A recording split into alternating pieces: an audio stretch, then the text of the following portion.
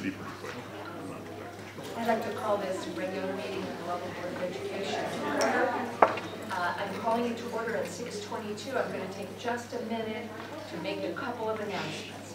First of all, we are starting at 6. I don't think my mic's on. Oh, is it? Yeah, well, the light's on.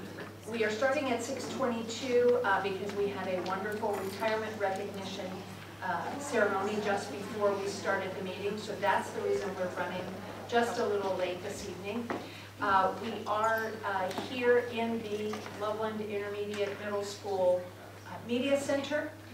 We are not broadcasting the meeting this evening, so for those of you who are listening online, you are listening to a recorded meeting. We are recording. There are software problems. We've contacted the vendor, but we are not currently broadcasting this meeting at this time. I realize I'm speaking to people who aren't there, but I don't know what else to do. We did put a notice on the school website, on the landing page, so that folks, when they're looking for us, they can know that we are not currently broadcasting the meeting. The other thing I will make an announcement for is, I'm going to ask for a roll call in just a second. The person sitting to my far left is not Rob Jaffray, as the name tag says. That is Lindsay Massey. She is our assistant treasurer, and she will be covering the meeting this evening. So we're going to be very gentle with you, Lindsay. We'll try not to give you too much trouble. Anything else I need to announce? Yeah, Kathy, if I could just clarify, while we're not broadcasting, we are recording, and the video of the meeting will be posted for people to look at later on. All right, so if I could now ask for a roll call. Lindsay. Mr. Dougherty? Here. Reverend Eilert? Here. Dr. Lorenz? Here. Dr. Schwetzenau? Here. Mrs. Washburn? Here. All board members are present. We do have a sizable audience this evening, even though we lost our really large audience of retirees that we recognize, but we do have an audience here in the building. And our first item will be to adopt the board agenda. So I will move that we adopt the agenda for this evening. Second. And Mrs. Washburn seconded. Are there any questions or concerns? This agenda was posted on board docs, made live last week. Any questions? Lindsay, can we vote on that? Dr. Lorenz? Yes. Mrs. Washburn? Yes. Mr. Dougherty? Yes. Reverend Eilert? Yes. Dr. Schwetzenau? Yes. Motion carries. I will now ask that you all rise and join with us in the Pledge of Allegiance. I pledge allegiance to the flag of the United States of America and to the republic for which it stands, one nation, under God, indivisible, with liberty and justice for all.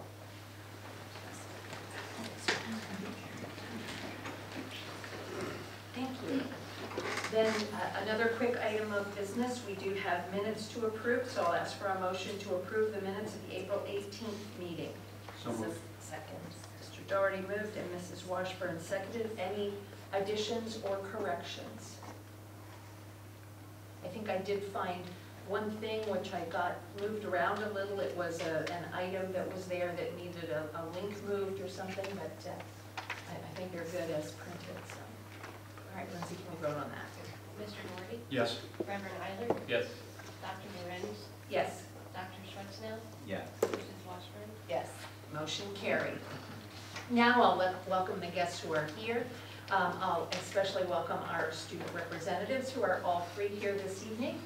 And I see a few more guests in the audience who I think might get introduced a little bit later.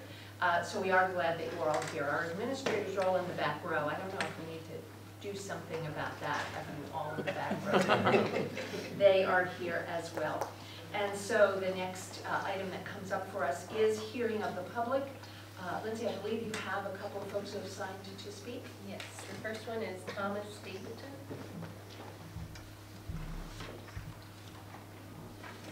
Thomas, if you'd come up to the podium up here and the microphone.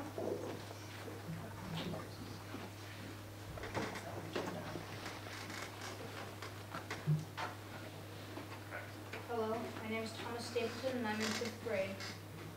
I just want to say, I know it takes a lot of work to make sure that the school gets what they need.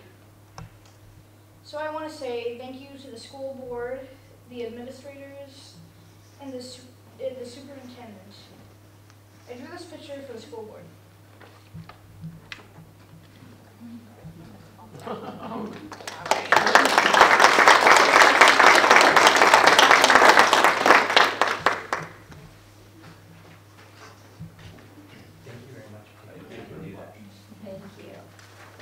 Thank you very much, Thomas. We also have, before we have the next person speak, I don't think it's the Simmons family, correct? Asking to speak? No. No, okay. We also received this up here on the table. They asked to give this to us. They don't wish to speak, but they have a thank you for helping pass the levy. Go Tigers. So we have another sign that we received. So we thank you very much. The reason we do it is for people like Thomas and the Stapleton family and the Simmons family and all of the others who can't be here this evening. Comments like those are just really important to us. Thank you. Thank you. Abigail Shell. Hi, my name is Abigail. I'm 3rd grade elementary school, and I want to say thank you for having the school levy, because if the school levy didn't pass, Loveland might have lost some of their really good teachers. I did drama. I was in The Wizard of Oz, and it was really fun. And a really great teacher was Mr. I forget his name. Mr. Miller. Mr. Miller. And it was really fun. And one of the other great teachers is Miss Shader. She makes learning really, really fun. And Miss Hagman, my other teacher, she makes learning really fun too. They both make up really fun songs.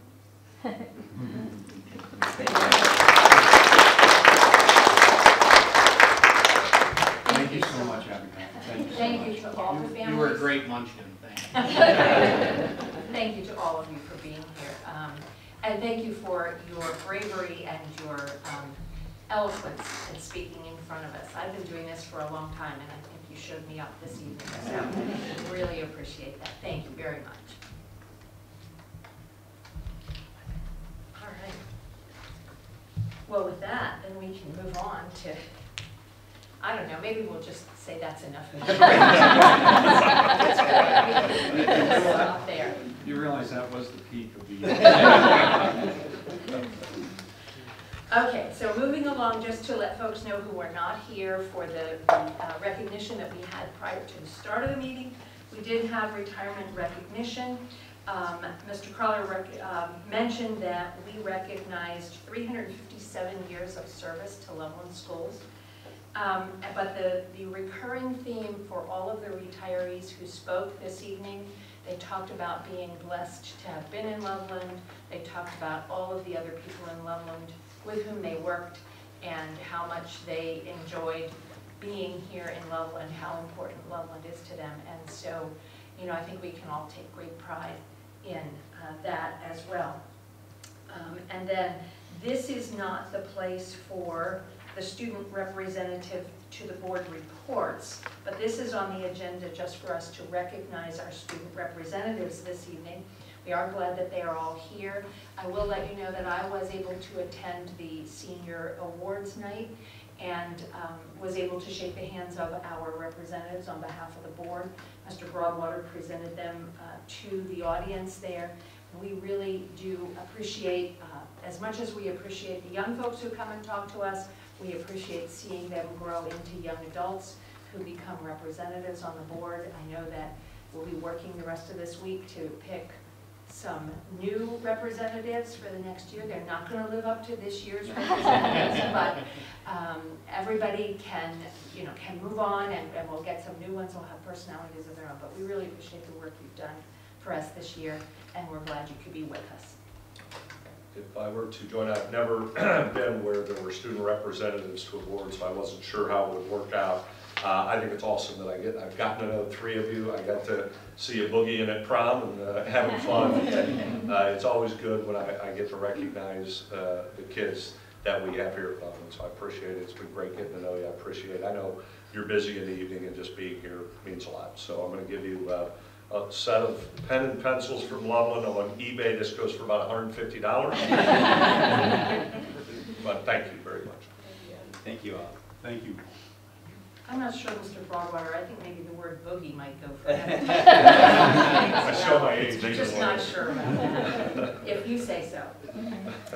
And then we will have, are we having another recognition in your report, Mr. Broadwater? Are we having, don't we have some other students to recognize this? Yeah. Yes, we do. Yes. Is that coming in your report? Yes. Okay, very good. I just didn't want to skip over anything that I was, Thank you. because the next thing I see on the agenda is my report. It won't be very long, but I do want people to know that we have other recognitions coming up. So this evening, I did just mention that I attended to the high school senior awards night. That happened to be on election day, so it was a little bit of a nerve-wracking night, but it was nice to be able to be at something like that was presenting awards to seniors. I do want to personally thank the Loveland community for voting on May 2nd. And on behalf of the board, I want to say that I am so glad that there was a good turnout. I am glad to see that our community is participating in the district in this way in voting. We do certainly appreciate the passage of the levy, but I will confirm personally, and I believe on behalf of my fellow board members, that vote is simply a mandate to continue to lead the district in efficient and effective operations for the success of all Loveland students. I would like to remind everyone that there is a League of Women Voters webinar that will be held on Thursday at 7 p.m. It's accessible through the League of Women Voters Facebook page. It is a webinar about school funding, and so I would just note that to you. You can find it on their Facebook page. I would like to briefly let you know that there was a quote at my last Great Oaks meeting from the Director of Information Technology at Great Oaks, and I won't read you the whole quote, but he did note that the journey of the past year has included many successes and many hardships. He talked about the IT team working as a team, leading to successful experiences, and noted that we don't look at each student's micro steps to graduation. We don't look at each individual achievement or hardship as much as we celebrate the arrival to graduation. And so in this time of graduation, I thought that was a good message to remember, that we are celebrating what our students are able to do after their time here in Loveland, just as we celebrate what our retirees are able to do after their many years of service to Loveland. I do have two, I hope, fairly quick items for board discussion. First of all, the board, I know, has received, we've had minimal communication in the past few weeks, but we have received a request for the use of the LPAW in advertising of a private business. And so I was not able to answer that question immediately as an individual board member. I replied that I would need to get the input of the whole board, but I have also done some research, and I know that currently work is being done on branding and copyright issues. And so I would like board discussion and perhaps confirmation that we are not currently permitting or signing off on the use of district logos and the LPAW, but that we are looking into how that might happen. And so I wanted to give individual board members a chance to chime in on that notion of use of logos and branding. Anybody have any? I know I just threw that at you. So it's something we've never done in the past. We have not done anything that I can find formally with legal representation Sanction. giving sanction to anything. Because we see it a variety of places out Right, there. and as far as I know, we have not even done a lot of officially saying, okay, this organization within the school can use this, this can, but it certainly has been used. But this is a request for private industry, private enterprises to use it. So just one thought, I hadn't thought about any of this before, but we are a public institution. Community pays for everything that goes on here. It seems to me that you could have the argument that the community owns things like that. I don't know if that'd be absolutely true under copyright law or not. I do think it would be wise to get legal counsel on this, and my own bias would be to be, as a matter of policy, to lean towards approving such requests, but requiring the approval of such a request. We do And I say have, that mindful that right. it's being used by a lot of people out there. right, we do have a policy that says the board may permit. We do not, as far as I know, have a well fleshed out guideline or legal document that tells us how that permission may be given. And while I agree with you that in a sense the community has some ownership in things that are Loveland schools, that the use by private enterprises then poses its own kind of issue, because how does the board decide yes or no? How does the board indicate that they have given permission? Are they endorsing? That kind of thing. So Yeah, it I is a think that's question. the concern. At this point, a lot of the use out in the community has been to represent Loveland schools, and there's even some question about that in terms of preferring one business vendor over another to use that to represent the schools. But the LPAW has essentially been associated with the schools, and so say it was a Loveland brewery that wanted to use the LPAW, or the brewery, since it basically represents the schools, would we want the LPAW to say, oh, this is our brewery, or some other kind of industry like that? So those are the kind of questions that we're thinking about it relative to the identity of the school, that kind of branding of the school, and how it relates to that. Again, I'd want legal counsel Sure. on it, but that's why I'm of a mind to require an affirmative action on the part of the board to authorize the use of it.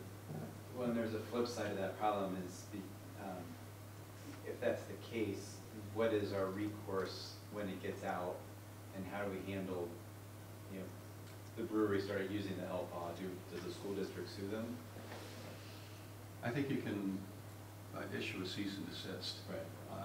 If it in fact is copyrighted and we own it. I don't know if we own it. And who watches out for it, and who reports it, and what's the mechanism? And those are the questions we don't have answers to yet, and that's why we're saying we want to do some more research before we go there.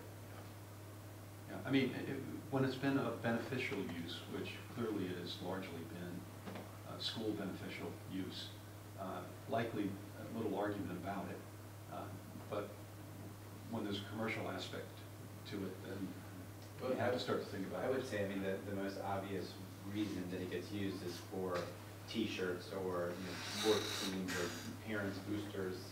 But who then decides? Just seems like a can of worms. Community pride, parent pride on the bumper sticker, and all. It's just a never-ending list of things. So.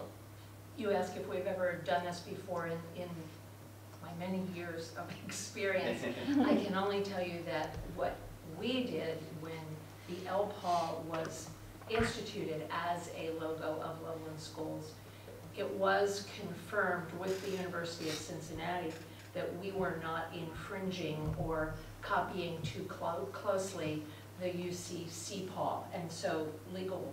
So do you know if we've copyrighted it or not? I believe that we are looking into that, and so I don't have the answer. Yeah, we have not. We have looked into it.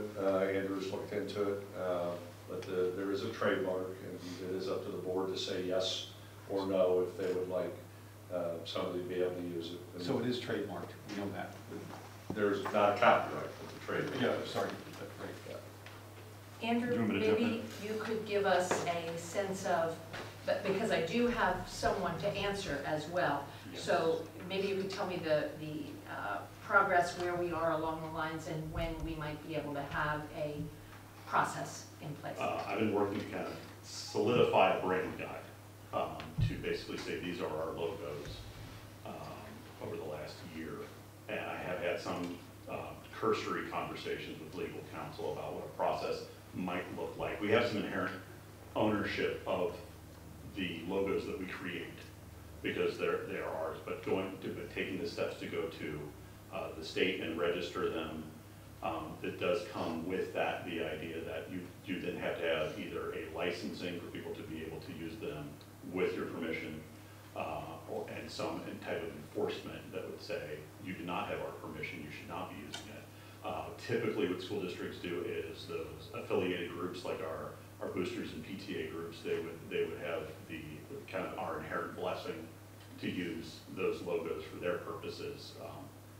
But that's kind of where we are. I think having the brand guide and having the solidified, these are our official logos, is step one, and then beginning the conversation around trademark, copyright, and going through that process. And how far does the does the board desire to take it? I have some recollection of commonly used, unchallenged use over a period of time erodes our ability to control this.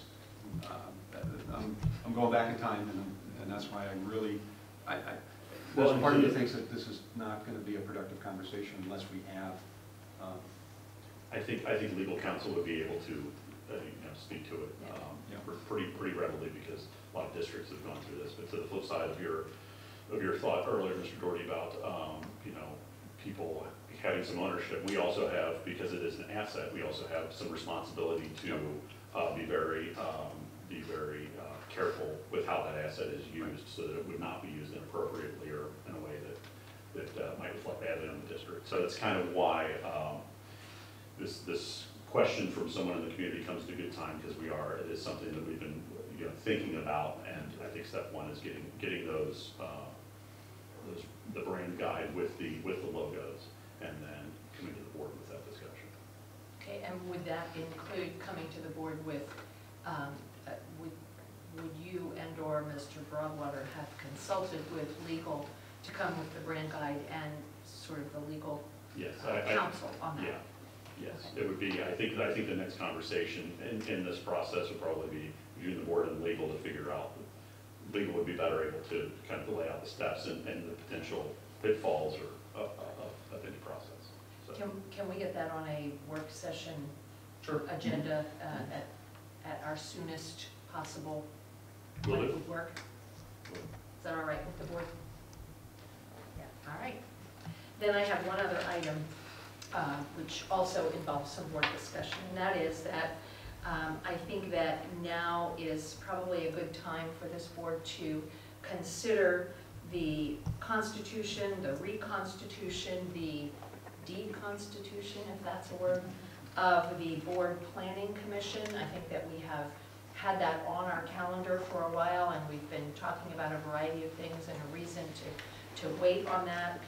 We want to make sure that those who served us on that planning commission understand how much we appreciate the work that they did for us, and that we hope that they will continue to work with us, but that we perhaps make a statement this evening that we are not going to reconstitute a board planning commission as it existed in the past, but that we want to consider establishing either ad hoc commissions, ad hoc task forces, ad hoc groups of people to work on things for the board, and talk about whether these groups would be led by the board or by the superintendent or a combination. So I wanted to open up that conversation, see if there was agreement from my colleagues of that's the point where we are, and ideas of how we might move forward. Yeah, we talked about this the other day when we got together to talk about the agenda for tonight, and I know that Kevin's also done some work thinking about one particular group, and I think one of the things that I was thinking about is the fact that I think there are a number of topics around which we'll want to gather some people. So part of it is, what is that nomenclature that serves us best to be nimble and to kind of respond to needs, to gather information, to bring that back to the board, and have that kind of time-bound relationship to the work at hand. And so the nomenclature that I've worked with in the past that I find most helpful are task forces, that we have a task force for this topic, for that one, that they relate to the board. And part of that question is, do we want to organize those people, or do we ask Mr. Broadwater to gather people to do that work on our behalf? But that, that was that discussion, and I think one of the things we should talk about are what are some of those subjects that we already know. You've already put out requests for parents to step forward to talk about state funding models and what we might want to advocate for, and better work done in Columbus in that regard. You've talked about here locally, do we want to gather some group together to talk about other tax structures that we could use that would be beneficial for the district and for the community. So those are a couple of topics. We've also talked about our strategic plan was one of those places we wanted to be thinking about some of this work. We talked about part of that strategic plan was some of the private funding that we would hope to gather for the district as well, and as one of those goals that we have to gather other resources outside of tax dollars. So could that be one of those? So I think, there's kind of a two-pronged or three-pronged thing here to talk about tonight. One, what is the kind of structure that we think is going to be most helpful for us? Two, are there particular topics that we want to go ahead now and say, yes, let's gather some people to do that work? And then three, I don't remember what I thought. Superintendent versus board. Yes, thank you, yes. Who would be doing the gathering? Thank you. Well, I can only add that I think that all of us were incredibly happy with the work that the Planning Commission did, and that they helped us through a lot of very challenging and vexing questions that we wouldn't have been able to answer by ourselves. I also think that most of the members of the Planning Commission kind of realized that that was starting to run its course, and then they were looking for other things to do, asking us for guidance, and we didn't have the same pressing need that we had, which is kind of why it's been dormant for the past several months. So I think it's the perfectly appropriate time to talk about kind of decommissioning the Planning Commission. And I think that some of the things that we learned from that is that rather than a big formal structure like we had, kind of smaller, more nimble groups with more specific assignments probably is better for the purposes of the district's needs going forward, at least where we are now compared to where we were then. So those are just my thoughts on it. So it hits me that one size never fits all. And I guess I would be of a mind to say if we have a problem, let's figure out how to approach the problem versus trying to construct something that's multi-purpose and it might fit or it might not fit. So I'd be okay with saying thank you very much, and we're not going to do that particular model any longer, and we can tee up what issues are in front of us and decide on an approach to them that's likely most effective.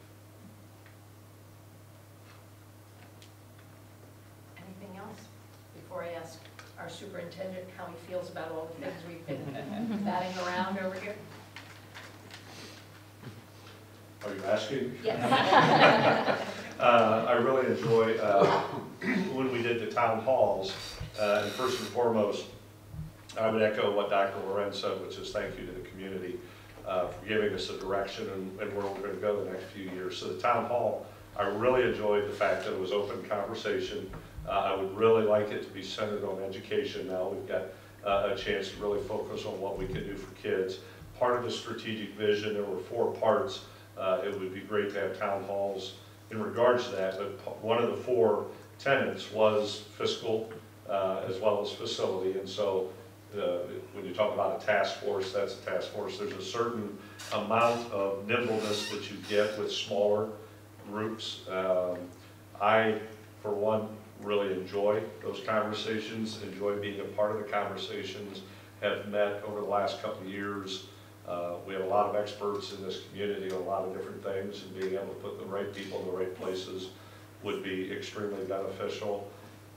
So I can tell you moving forward, we've already talked, Andrew and myself and a couple other firms that I've looked at in regards to what I keep hearing about communication is we can communicate with our parents, right? But how do you communicate with the community? And so that's really what I would like to focus on, whether that means town halls with board members or strategic vision meetings, whatever that may be. Over the summer, that's going to be the fun work, to figure out how do we get more people in to talk. So the fiscal part, I think, probably falls into making sure we're reporting to our community not just during a year of a levy, but consistent information that's coming out, but also when it comes to the state funding, we put out in a newsletter and ask for volunteers to be on a committee, and the newsletter went out at, I think, 11 a.m. on a Saturday, and by noon I had 25 numbers in my, people volunteering in my email. So I know that that is a subject that people would be interested in, and I feel like I'm kind of talking around, but I'm just telling you thoughts for next year. I think it's very important that we have, what do you call them, town halls, plus task forces, and having direct, I think the tasks are not, it's like the planning commission had a task, so we're moving forward. It's not, you know, just all over the place. So I think coming up with what the direction would be important. I have my ideas. I would take any direction the board would want to do. I do like the smaller groups that make it a little bit more nimble for us to meet, and I think the larger group, a lot of the individuals are so busy, it's hard to get everybody together. And so being able to make sure that we have quality meetings as well. So Dr. Lorenz, I'm open to whatever the board would suggest. I know that I would be excited in having, I'm going to have community meetings, what that looks like. We're going to look at it over the summer and see how we're going to do that. But I like what you had to say, and I know that there are some districts that have a similar model of monthly community chats or whatnot with different topics, and we've talked about it throughout the years, where one month they talk about safety, another month finance, student achievement, and I think that would better serve us at this point rather than planning commission per se. And I think that to kind of get an idea for a format, we can look around and watch how some of the other districts do it. Yep, and we've got a pretty good idea. We've even talked about the idea of trying to explain school finance is very difficult. So even if there were 3 or 4 meetings of, and getting the right people in the room is the trick, right? But having a school finance 101 and then having a 201, and then we start to dig into, you're not going to change state funding overnight. This is year 36 for me, and it's been a problem. But specific to Loveland, we've talked about putting in the formula lack of business or other things that are unique to Loveland and what that looks like. So the monthly meetings, the monthly chats, looking at podcasts, we'll look at what other districts are doing that is able to garnish. That's always going to be the tough audience, or the people that don't have kids in the district. That's the tough group. We got to figure out a way to get out to them. I know I've spoken to some board members from other districts that do something similar, and they said in the beginning it was difficult to get people to attend, but throughout the years it's become more and more popular, and especially with advertising on social media and such, that the audience has grown, and it's not only parents, it's community members, and a lot more people are involved. Yeah, I think what we saw with the community newsletter, you start small and it grows because there's a rhythm to it, right? It goes out first Saturday of the month, and so if we have a rhythm to the meetings and a purpose, and we don't make them 4 hours long, but make them meaningful, I think we would get some, over time, to your point, I think we'd get some good attendance. We can do a meeting where we involve student reps. My only caution would be, I know I'm getting tired of things, and so take it from that optic. But we are very lean on administrative, very lean on technical capabilities, and to me it seems a little overly ambitious to say tonight, let's start having monthly topical meetings. I understand how the rhythm would work. I understand that you can cover a lot of topics. I'm wondering if starting with this notion of let's figure out how we can get people to be interested in and come and talk to us about school finance, school funding, and talk about our strategic plan and see how we get a couple of those meetings going and see what people are interested in participating in out of that, and then begin to pull topics from that and say, can we have a meeting next month on this, and maybe start every other month. again, I just know what happened with our town halls and the effort that had to be garnered to get those town halls to happen and have them recorded and make sure people knew about them. I hate to impose that much work on, because we all know board members are not saying, okay, let's have a meeting, I'll go set up the chairs in the media center for the meeting. We are not manning the microphones and the recorders, so it's easy for us to say, let's have a monthly meeting, and then we say, Mr. Broadwater, you figure out how to do it. So what we want is a lot of good input, and we don't want to burden our staff with, go get that lot of good input for us, so. Student volunteer hours. Student volunteer hours. Again, Government class. I'm wondering about the monthly student volunteer hours to have a meeting, and what if nobody comes? I'm sorry, I don't want to be the negative person on this. I'm just trying to be logical and Yeah, helpful. I think we're talking about two different things here too. And I think it's great. I think your caution is important. And as Mr. Broadwater said, he wants to take the summer to kind of think about what that would look like.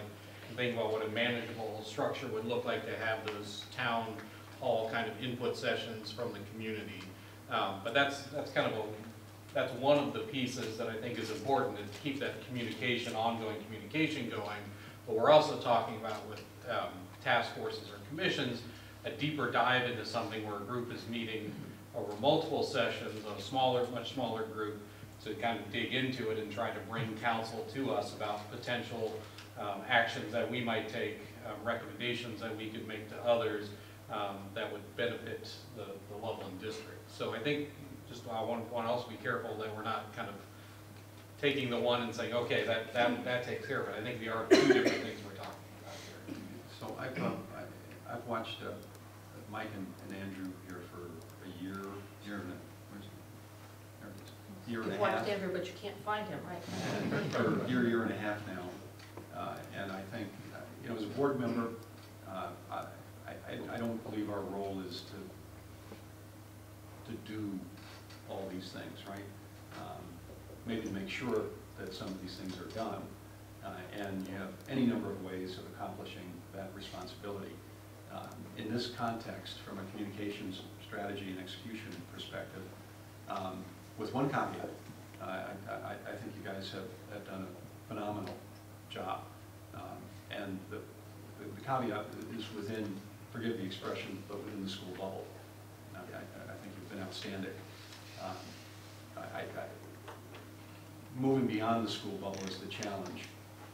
But with the experience that you've developed over the last year and a half, I would be of a mindset to give you the opportunity to figure out how you would approach this new challenge of getting the broader community, better aware, better educated, better in tune, all these other things that we're concerned about,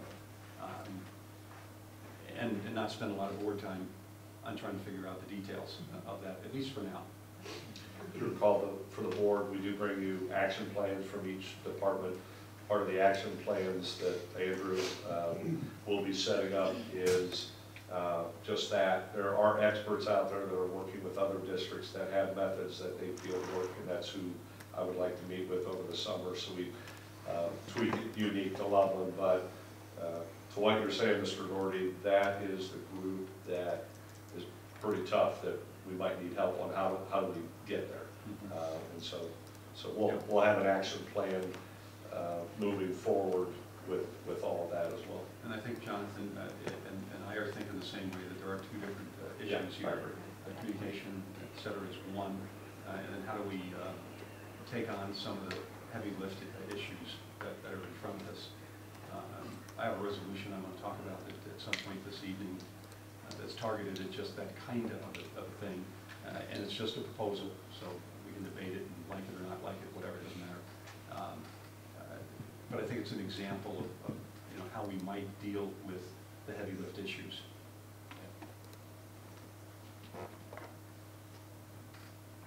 Would you like to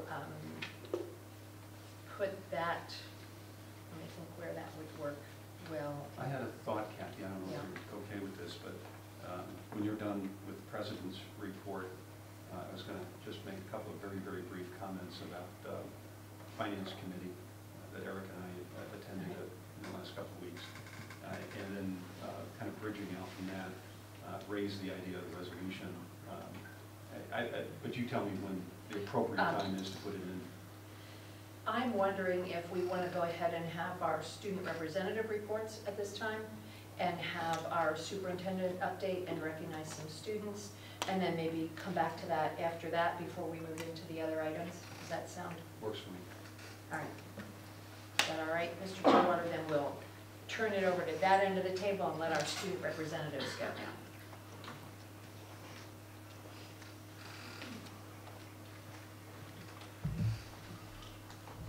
So I have the preschool through fourth grade. I have the preschool through fourth grade report.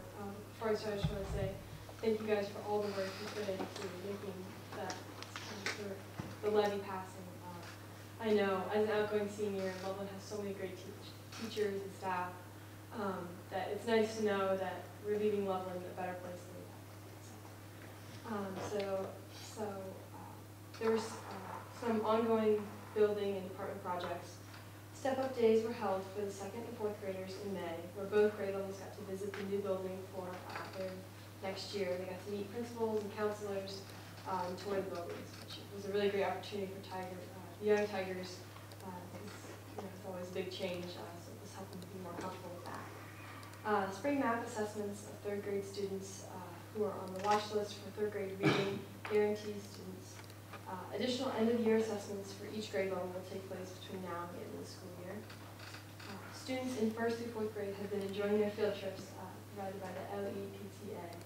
Students got to go to Fort Ancient, Parkey's Farm, and the zoo. Faculty continues to develop building goals set for this year. Teams worked hard to continue instructional practices learned with being a writer, as well as training for the new dyslexic law.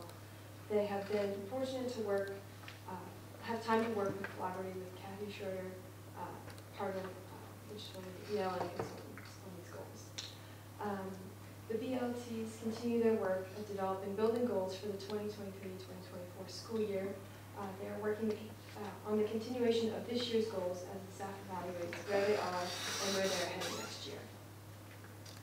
Preschool through fourth grade teams are working on student transition plans and laying the necessary foundation for general education placements to take place later this month and be finalized in early June.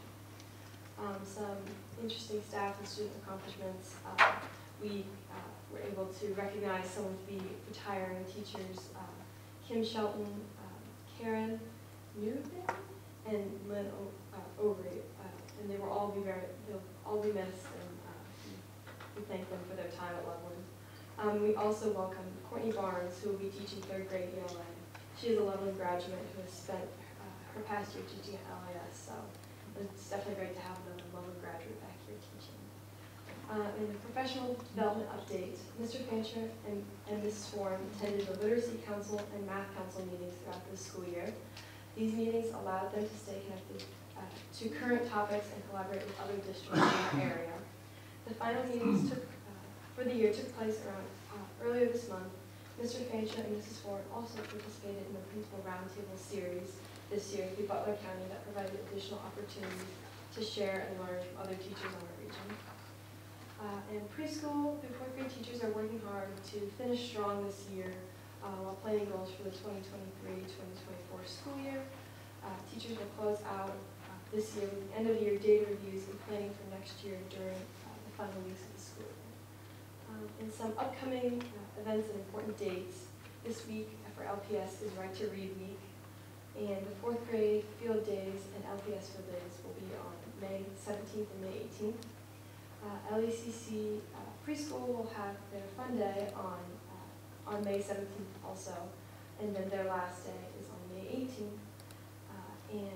May 19th, LPS will be visiting the rising first graders at LECC. And on May 23rd, LECC kindergartners will have their fun day. May 25th is their last day of school. Thank you.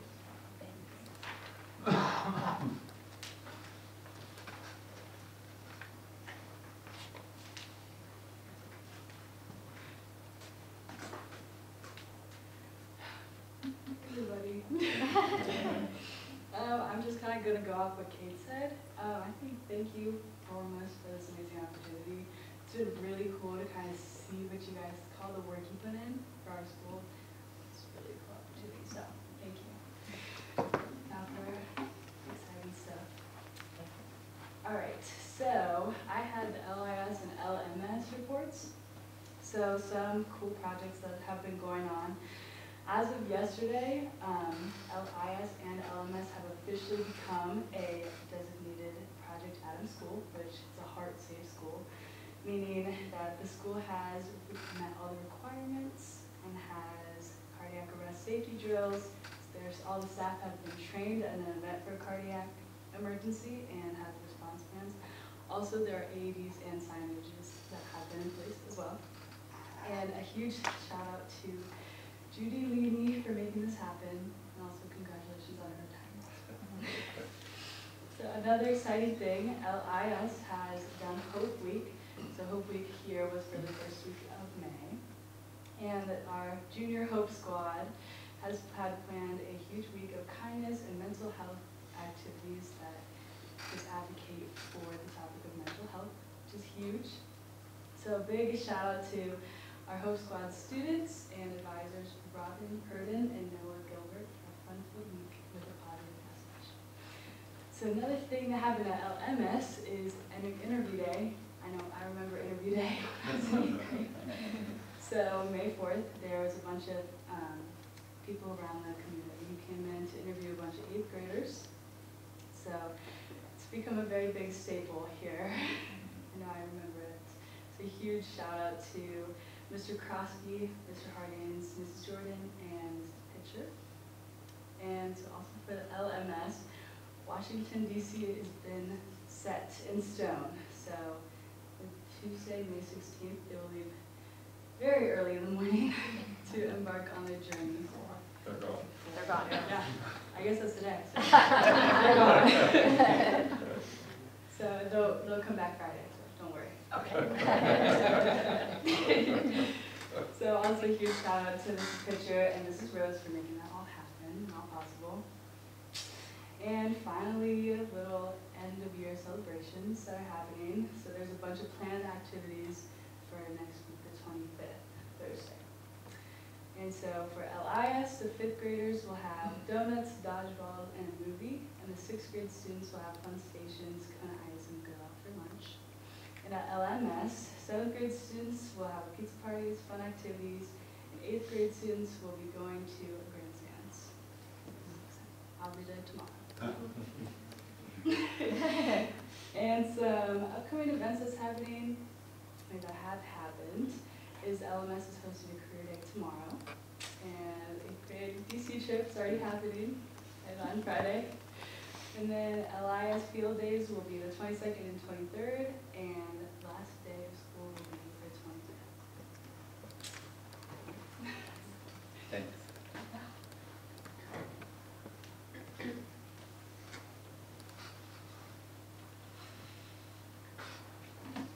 Well, I think Kate and Michaela pretty much covered it, but congratulations on getting the levy passed, and thank you for the last 2 years of getting to do this with you guys. I have LHS, and the high school celebrated Teacher Appreciation Week last week with notebooks, lunches, and Kona Ice. Thank you to our amazing teachers, aides, and staff members who made this a great school year. Student council got to write letters of appreciation to all the faculty at Loveland High School. Like Dr. Lorenz said, we had senior awards night early in May, and it recognized the best students of each department, the top 10 in GPA, military awards, and local scholarship winners, so congratulations to all the winners. EOCs and AP testing is officially over, so good job to all students that worked hard to prepare and hopefully pass the exams. SALT held its first annual Relay for Life at the high school. We were able to raise over $20,000 for the American Cancer Society, and had the opportunity to be with loved ones and friends while remembering those who succumbed to cancer. A big thank you to Student Council Junior, Mara Johnson, for putting on the high school's volunteer fair, where students could walk around to different booths to find good volunteering opportunities that fit them for the summer. Prom was held for the first time at the Great American Ballpark on Saturday, May 13th. Students danced, enjoyed ice cream sundaes and Reds helmets, and many enjoyed the luau-themed after prom that took place at the high school later that night. Students ended their high school days with many fun activities. Seniors had the opportunity to participate in a senior sunrise last Friday, pictures with people going to the same university, a luau, and a dress your best day on the last day of school. We have graduation practice tomorrow and an opportunity to play volleyball and eat pizza at Grand Sands. On Thursday, we will ride bikes and scooters throughout the school, celebrate senior superlatives, and have a cookout and slip and slide. The new Student Council Board was elected by Student Council members this afternoon, so congratulations to the 5 new members who will be in charge of homecoming, all fundraisers and charity events, and the Student Council meetings. LHS will host the graduation ceremony on May 20th at the Cintas Center at Xavier University at 10 a.m. We're looking forward to hearing from valedictorian Evan Osgood and salutatorian Sage Bushnell, as well as celebrating all seniors for their 4 years of hard work. That's it. Thank you. Thank you very much to all 3 of you. I don't get to say now you can leave if you have to go do homework. Homework, did you? You might have to go decorate a bicycle or a scooter or something. I don't know about that. Might have to get up early for graduation practice tomorrow morning, and so you are, of course, able to leave when you are ready to leave. But I do want to thank you again for your service. We hope that you learn something about how school boards work and how schools work, but we also get from you the voice of students. We get your opinions, we get your take on what's happening in the schools, and that's very important to us. So we do appreciate the work that you've done for us. Thank you very much.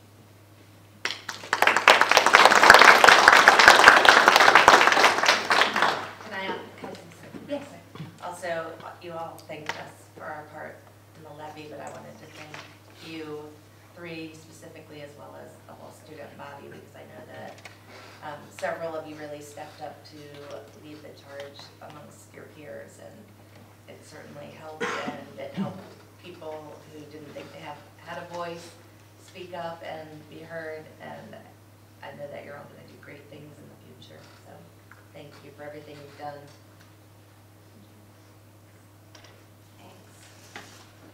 All right, Mr. Broadwater, follow that. All right, I will give it a shot. I appreciate you guys staying. It's nice of you. We're going to share some good news, and I'm going to turn it over to Mr. Setters. While he's coming up, the good news is I won't be sharing any charts or graphs this evening. We're just going to share some good news about some awards we've received. So I'm going to turn it over to Mr. Setters, our Director of Communications and Community Relations, to get us started. Thank you, and I'm going to invite Lisa and Jim and Griffin and Drew. So earlier this year, bus driver Lisa Moorhead came to us with an idea. Couple years ago, back in 2020, she had the idea to spell out 2020 in school buses. And because for our seniors that year, they didn't get a chance to really take part in a lot of the fun end of year activities. She wanted to do something special for them. Well, she came up with a bigger idea this year. She wanted to spell out Loveland. So she's walking around with pieces of paper and kind of like charting it out. And if you know Lisa at all, she's a bus driver, so you either get on board or get out of the way. We got on board with her idea, and so did Mr. Barrett and his students. Video production got on board. They captured the 2020 with the drone video. They also captured this as well. Very cool video that got a lot of attention. I want to give Lisa a lot of thanks for making this happen. She was the instigator of this. That image right there hangs on the wall in the transportation office on a big canvas. I wanted to make sure that they had that for you and everybody else, because that just speaks volumes about this. This was all kind of in service of getting more bus drivers for the district. This is a great idea. I also want to congratulate Mr. Barrett and the students who've gone through his video production class, because this video was awarded an Ohio School Public Relations Association Mark of Distinction Award for this work. And I got an opportunity to go up to Columbus a couple weeks ago and accept this award, but I don't want to keep this award because it's not my work. I helped, spread the word on this, but this is all their work. So I want to thank Drew Murnane and Griffin Stewart Baker and Mr. Barrett. This belongs to you guys.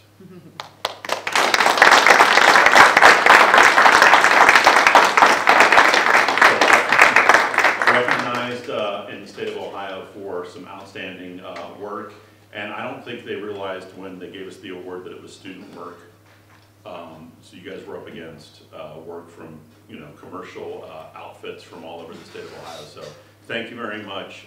This has got a lot of attention and brought a lot of eyeballs, and you deserve all the praise in the world. I hope you go on to fantastic careers and with the stuff you learned in Mr. Barrett's class. So thank you.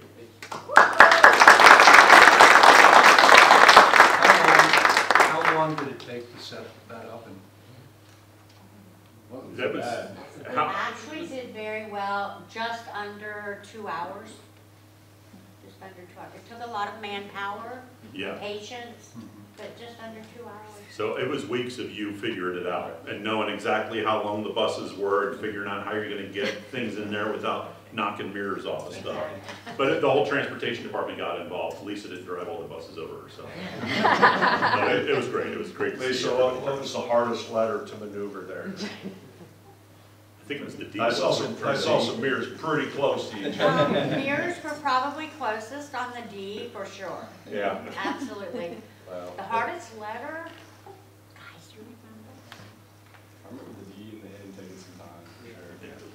The N was a little Yeah. tough. Did you use the drone to make sure you were positioned? They would come over to me and make sure everything was looking good. I'm like, hey, we need to move in a little more. I was gonna say, without the drone, they wouldn't have known exactly where to put things. We were just cycling batteries through that thing. They did. They had to recharge quite a few times. It was also a lot like a board meeting. They said it wouldn't take too long.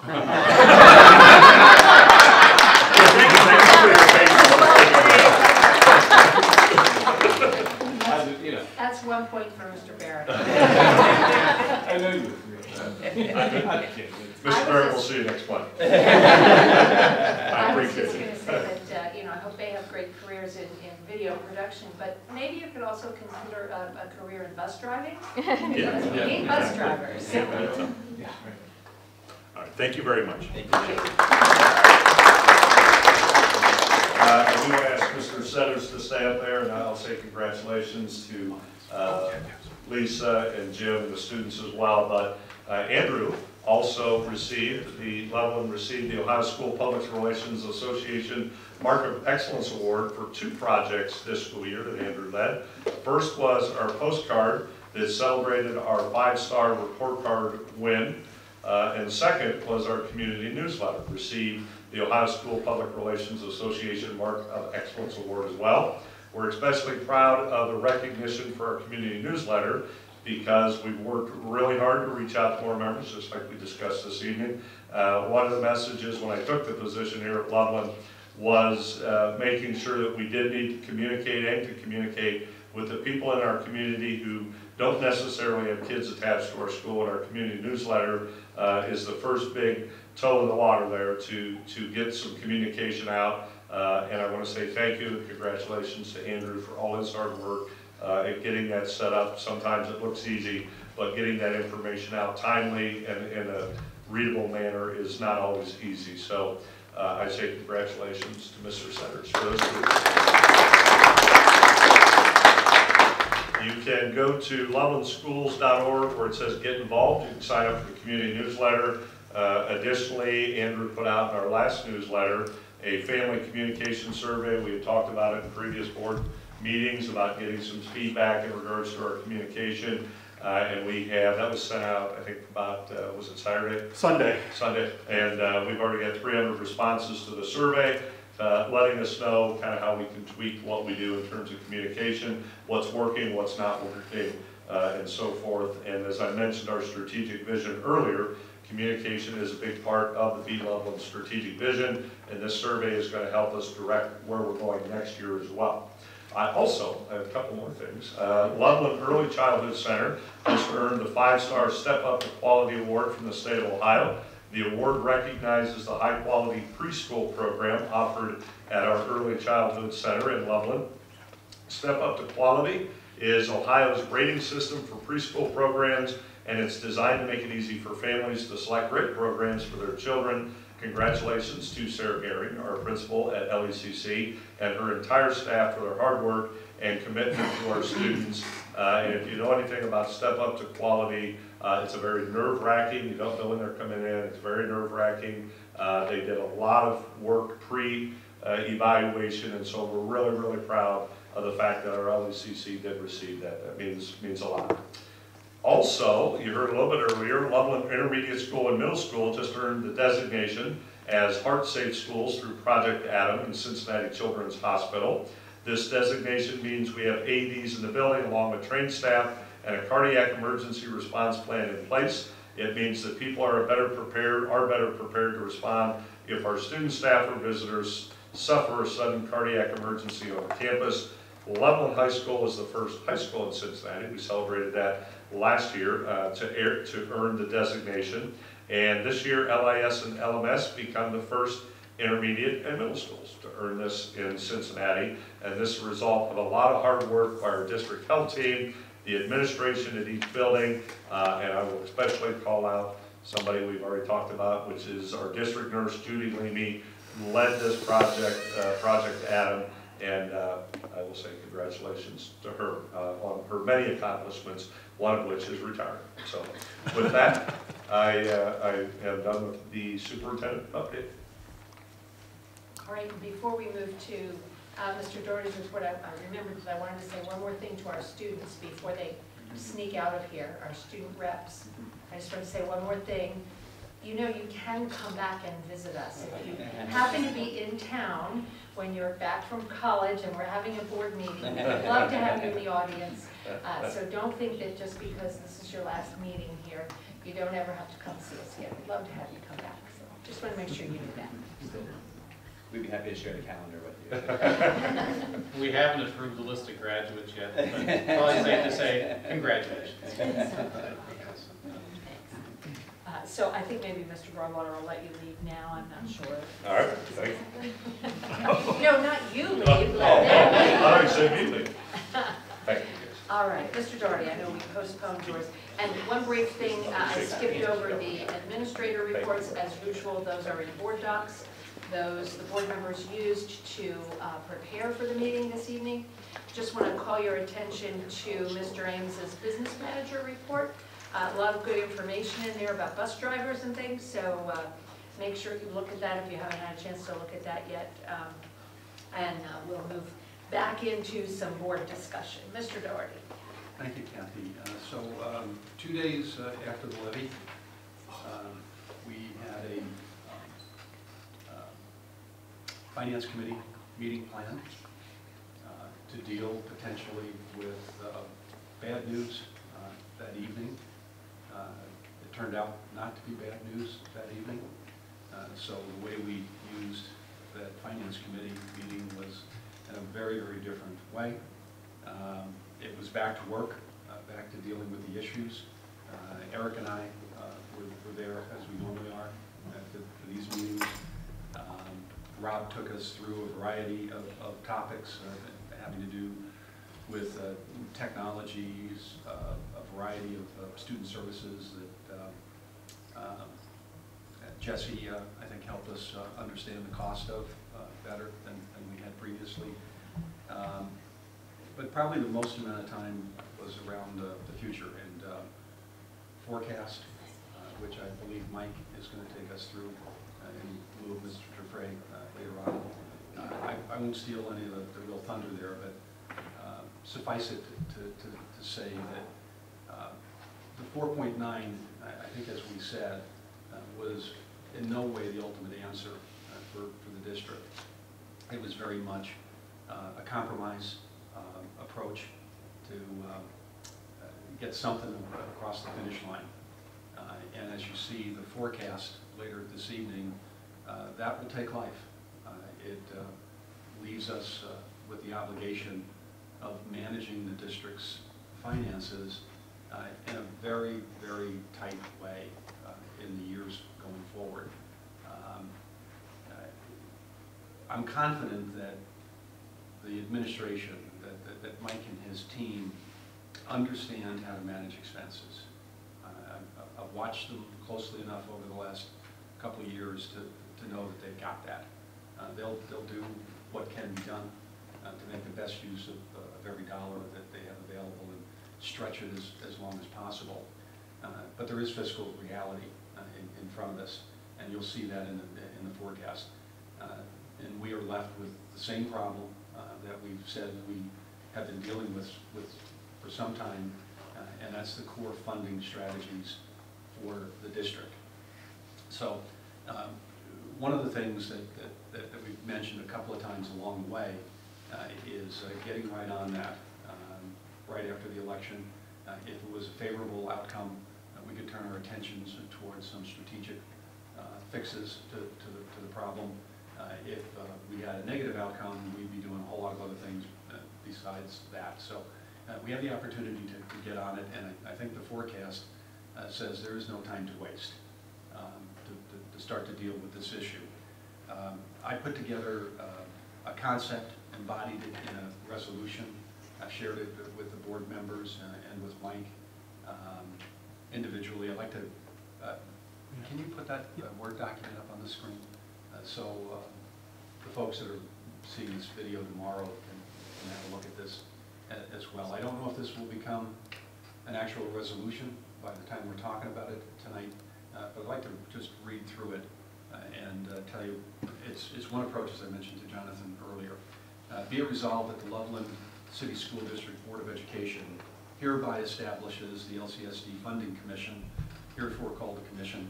The purpose of the Commission is to research and develop practical recommendations for alternative approaches that have historically and typically been used by the district for funding its operating expenditures.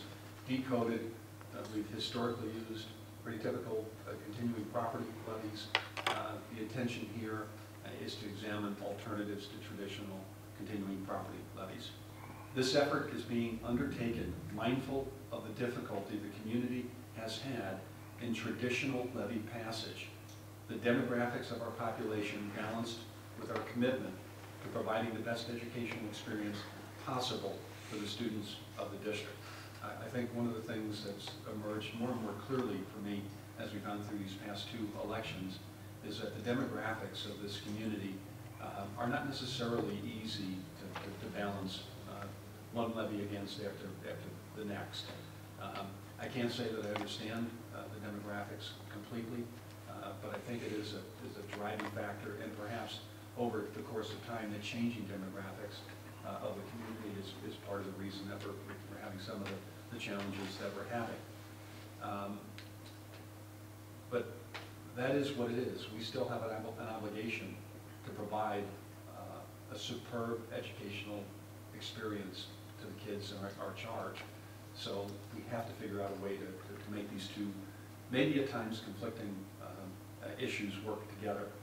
The scope of the commission would be alternative funding approaches may include the use of currently available tax alternatives. We have a menu of tax alternatives provided by Ohio Code already, and we pretty much understand them. But emphasis is to be given to new options, such as legislative changes, creating new options, new tax models, adjustments to existing state funding sources criteria. An example of this would be the one that Mike talks about often in the state funding formula, giving different credit for levels of business penetration in the property tax element.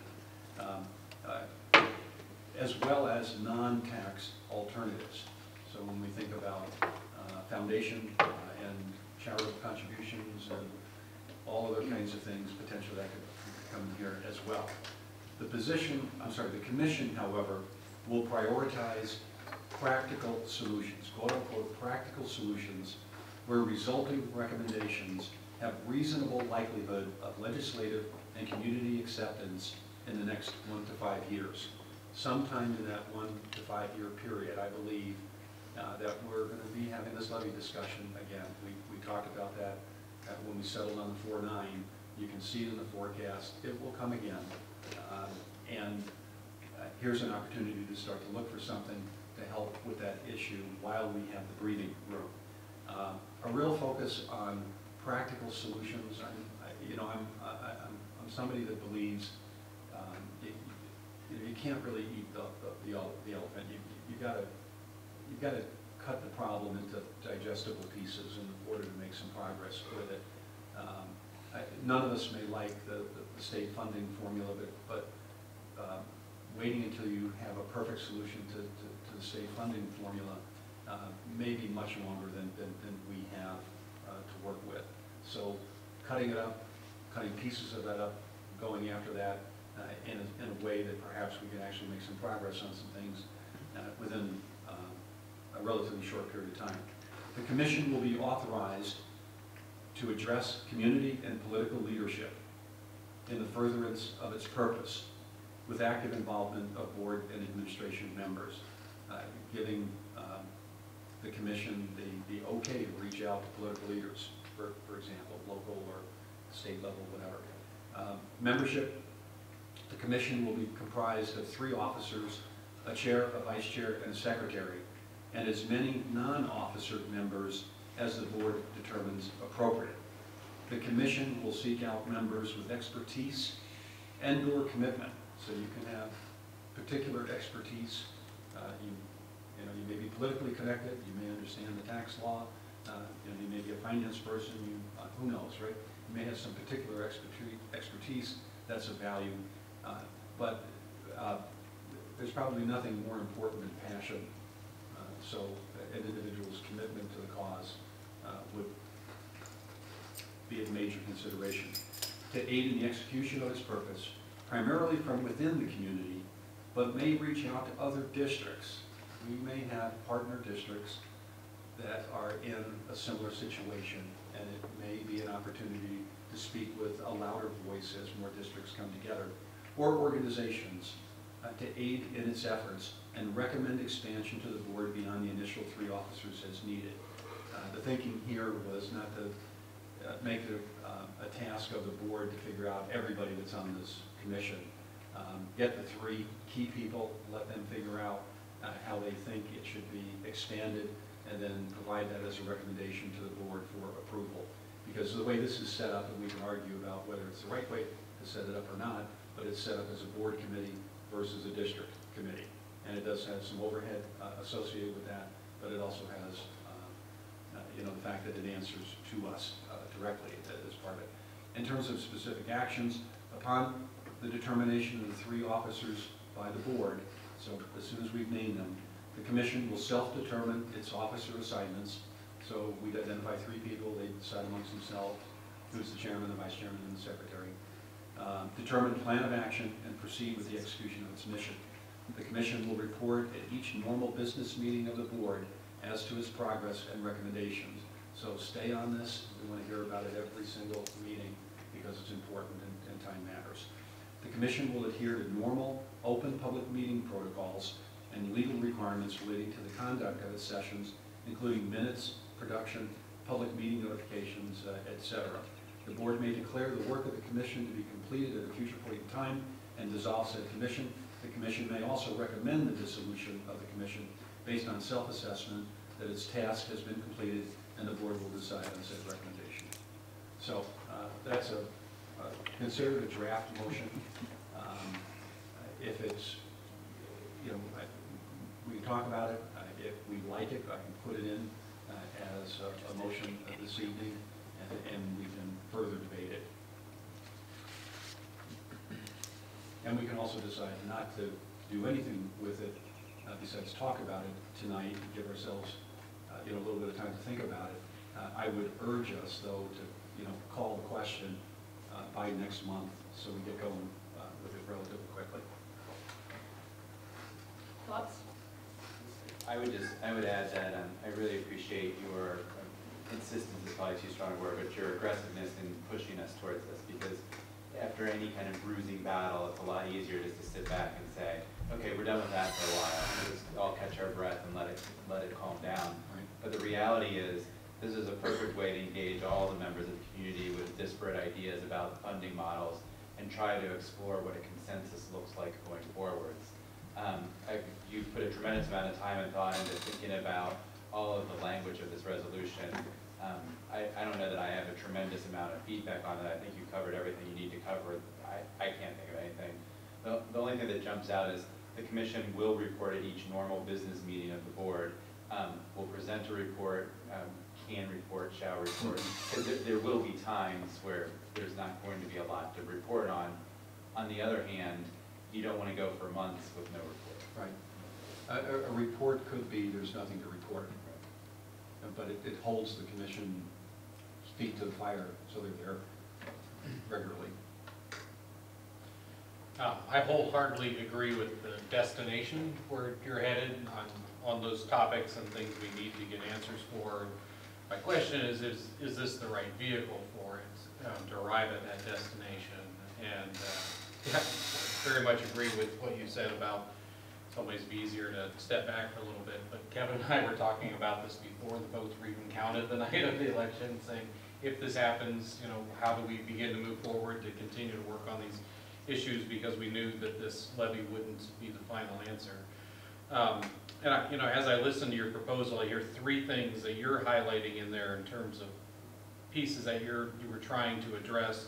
One is the tax structures currently available to us, and if there could be modification to that, community funding for projects, and then legislative options. And some of those are intermingled, but I think there's also expertise that is particular to each of those, the tax structures currently available, evaluating which one best serves us now, with the reality that, again, we in reality have a relatively short window before we're going to need additional revenue at some point.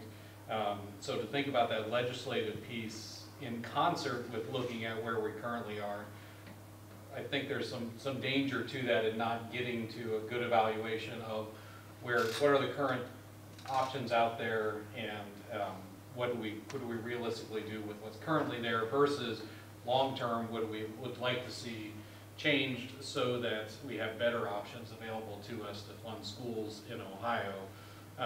So again, going back to our earlier discussion, I'm not at all in questioning where you want to go in that all three of these things need to be addressed and answered in some way. I'm just not sure that combining all of them into one structure to try to find those answers is the best path towards that. That we maybe would want, someone working on those tax structures, working on the community funding, working on the legislative option individually, and then, we would, as the board, be bringing that work together to say what do we think is going to serve us well overall as a district in gathering these multiple inputs. I would agree with that, because I think that the way it's proposed, it's a pretty slippery slope as far as where it can go, and just putting people into those positions. I agree that we need to do something. I would not necessarily see it as a slippery slope as to where we would go. I mean, I think it's covered a lot of the ground that needs to be covered, and I totally agree that we need to do something quickly. My suggestion would be, rather than voting on it this evening, that we put something on our to-do list. We can take off the Planning Commission off that to-do list and indicate to the community that by a certain date on our calendar, we will have assigned tasks, we will have begun the work to face these questions. My concern about the resolution as it's written, and the reason I would need a little more time to think about it, is twofold. it, to me, places 3 people in a position of having to deal with all of the input that comes to them. And I feel that's more board responsibility. I feel if there was any problem that happened on the planning commission, it was not as a result of the planning commission and their work, it was as a result of a lot of different people coming to them and saying, why don't you do it this way? Why aren't you holding your meetings this way? And so there was some disagreement as to how the work was being done. And I hesitate to put that same kind of responsibility on 3 volunteers to be a part of this. It seems to me the structure ought to include somebody who can go to the right place and get those questions answered, and that might be a board member, not sure. The other question is, because of the types of research that might be done, there are some attorney general or auditor of state, whoever's responsible for all of the deals about how you find out things about levies and tax issues, that we would need to be very sure that it's understood what kinds of questions you can ask, what kinds of surveys you can have, because very clearly in what you state exactly what we need. You state the probability or the possibility of something actually, you didn't use the word passing, but something that will work for the community. And that means asking people, and we all know that you can't have a survey that says, will you vote for X or Y? So whoever does this work needs to understand the legalities of that. So I just think a little more work on that, but I think definitely this evening we could put something, we haven't looked at our calendar for a while, and we could put something on there and say by June we will have a framework for this work, and that by August this work will begin, or something to that effect. I'd be happy with that. I'd just rather not vote on the particulars of this till we talk about it a little more. Yeah, But if 4 board members say, let's vote on it, then absolutely we have a resolution. I'm not trying to be the only person who says something here. You know, part of me would be, this much of me would actually be okay if we voted on it in the affirmative tonight, but I don't think that would be smart. The rest of me says that it's a new enough of an idea that you know, we should allow ourselves a little time for it to sink in, to think about the kinds of issues. I mean, I sent it to you, what, 2 days ago or something like that. So there are going to be more issues that arise over time. I would say that. I would say, in answer to the point that Jonathan raised about kind of how big this thing is and how many things are wrapped into it, in my mind, there are only 2 really different things in there. There are those that are got legal ramifications, and there's the foundation, or the charitable, or whatever, you know, the non-tax kinds of things. You can easily break that one off and take that out of the scope if you wanted to, but there's a commonality with everything else. You know, we've got to go to Columbus if we're going to get some adjustment to the funding formula to give us a break on the lack of businesses here in town. If we wanted to have you know, some kind of a floor or a cap on earned income tax or a property tax, guess what? We've got to go up there. So almost anything beyond what we know already, which is property levels and income taxes, we've got to go up there. And there's technical, legal, political, all kinds of things that start to come into play. And you know, I think in my own mind they wrap together pretty quickly. So if you were doing it, one of the things you might do is to try to, I think Mike and I were talking about this the other day, or Eric and I forget who, but you might try to find districts that have the same kind of profile and the same kind of challenges that we have. So for example, if you look at high income districts, there are about 35 that are in our group out of 600. If you look at low business penetration districts, guess what, there's about 33. I don't know that the 33 and the 35 are overlap though, right?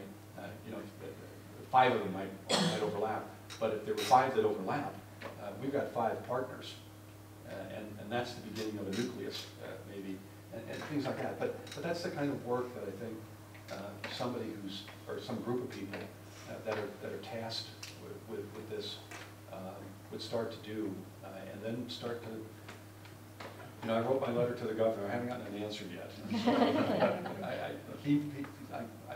It might be on his desk. He might be getting ready to sign It's it. in the mail, and we all know the issues the never post know. office has lately. You just never know, right?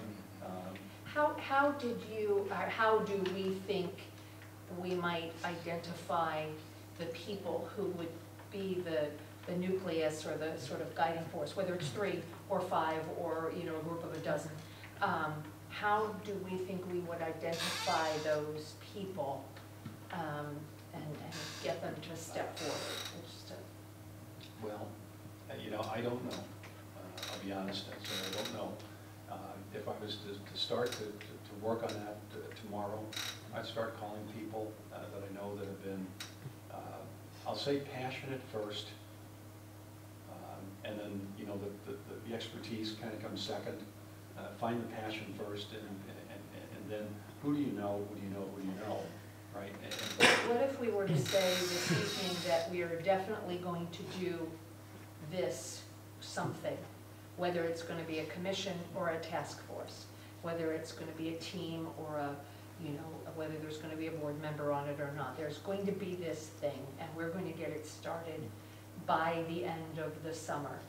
And so we put it on our calendar, and we put out a notice, however we do it, that for those who might be interested in joining us in that work, You've they got should, Mike's list as a starting point, right. And they should continue to contact us. And it's a simple, I'm interested, and here's why I want to do it, because I know this, or because I like that.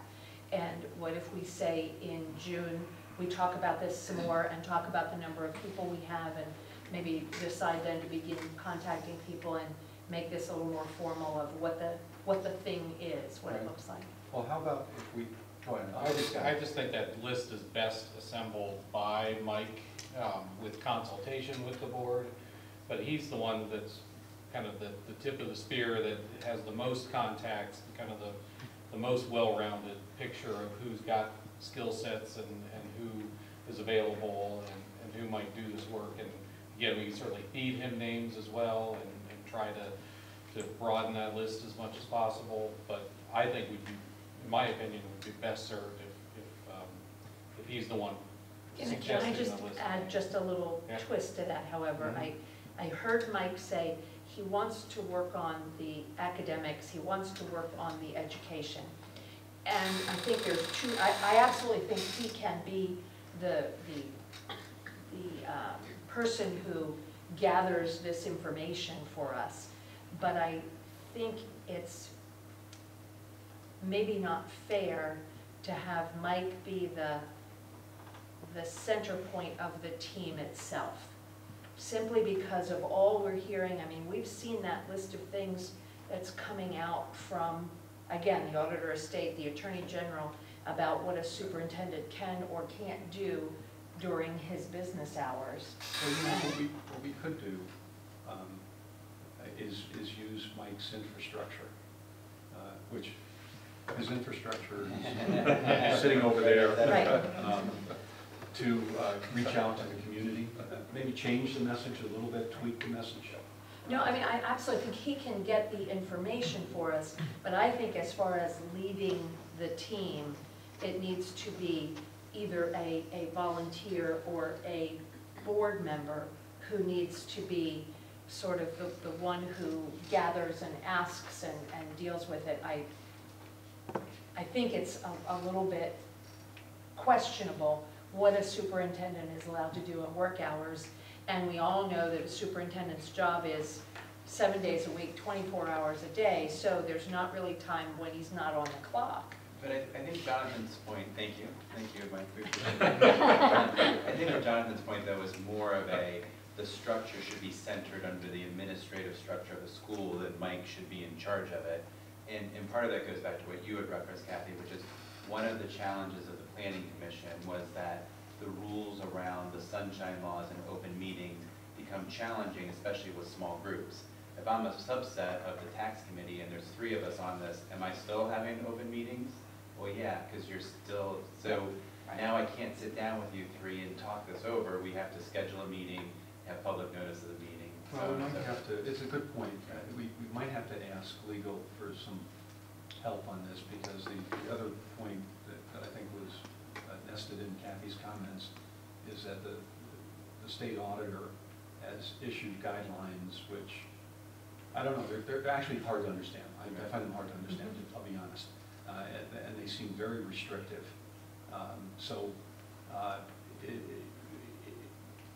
Have the tables kind of flipped over where it's more difficult to do it because of those restrictions within the administration, and we just have to deal with open meeting requirements if it's a board committee. I don't know. Good point. Well, exactly, and again, one of the challenges that we saw in the past was it's very easy for us to say, okay, great, we know what the rules are, we'll abide by the rules. It gets much harder if you have a group of volunteers who are trying to get work done, and then say, we need you to adhere to this strict structure. So that was a challenge with the planning. Right. And finally, for me, yes, certainly there is the sunshine law issue and the open meetings and who can attend. But the bigger picture of that is we want as much participation as we can get. We want as much audience as we get. We want as much input as we can get. So there is nothing in this effort that is being suggested that we want to have meetings that are exclusive to a certain number of people. But I agree, we would want something set up where if there are 3 people who are officers, that they're clearly allowed to get together and talk about when the meeting is going to happen and which information is going to come, you know, just as we have an agenda meeting for the board so that we can have the agenda to work from. So we want it to be open, we just have to do it the right way. It's not that I'm trying to set up anything that circumvents any sunshine laws. Far from Well, that. we could use the time between now and June to get some legal guidance on those things, better inform the decision making. The only other thing I would say, before we were talking about the different pieces, you were saying you saw 2 instead of 3. And if it's 2, I guess my concern would be simply that that group would be working in a 2-pronged way, that they're coming up with a plan A and a plan B. Because I think plan B is a longer horizon, particularly if we wanted to consider something within current tax structures. If we wanted to look at any of the income tax options that are out there, one of the things we said was that takes a longer runway to have, you know, any hope of passing that within the community. So our runway's only so long. Right. Well, you know, that's why I called it out. Whatever I said in there about emphasis is to be given. Yeah. Because we've discussed income taxes a lot in here. We know it's an option. We also have a pretty good idea that it's going to fail the first time or 2 if we were to select that as a route. So that doesn't really help us a whole lot here. If at the end of the day we really think that that's, and after studying the demographics, it really is a strong recommendation, well fine, stand up and say here's why I believe that this is really the right answer versus trying to tweak the tax code. But on the other hand, maybe, you know, I try to think about the things in Columbus that don't cost Columbus any money, right? It's can you give us more self-rule?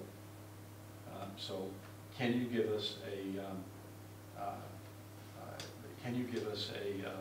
an earned income tax with a qualifier, and we get to set the qualifier, you know, because we happen to think that might work given our particular demographics. But it doesn't cost you any more money. We're not asking you for any more money. Something like the business tweak in the funding formula costs Columbus money, right? But if we just narrowly define it to 20 districts, I don't know, pulling numbers out of the air, maybe it doesn't cost you a lot of money, so it's less controversial. But it's those kinds of things where you say, I'm not trying to change, I'm not trying to solve world hunger here. You know, we would love the funding formula to be different and to be more beneficial to us. But I think that's a really, really long haul. Things that don't cost them money, maybe we have a better shot at. I don't know. Talking to some state representatives maybe would give us a better idea whether that's sound thinking or not.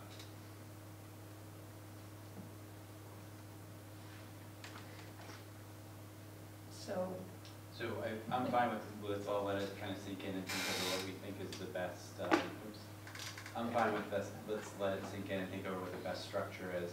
I think part of the problem is that there's pluses and minuses to both potential structure that I see. And I think that if we're pushing an administrative structure, we need to make sure that we get your feedback about what you see the strengths and weaknesses are. If we're pushing a board structure, we all kind of need to feel, will we be able to get volunteers to sign up for something that was similar to the planning commission structure? Yeah. are we all right with the notion being out there as soon as people see this recording that, you know, Mike is accepting volunteers, Mike is accepting information from folks who would like to consider being a part of this effort, and then once we decide sort of what the structure is, we can begin contacting those folks and other folks. And maybe just to push that a little bit further, ask Mike, the board tonight, ask Mike through Andrew, whatever you want to do more reaching out on this topic to see if we can get more interested parties. Yeah, I think we've probably got about 25 or 30 names right now. I think in all the discussion, there's pluses and minuses either way, and I'm open to discussing. It'd be a good discussion.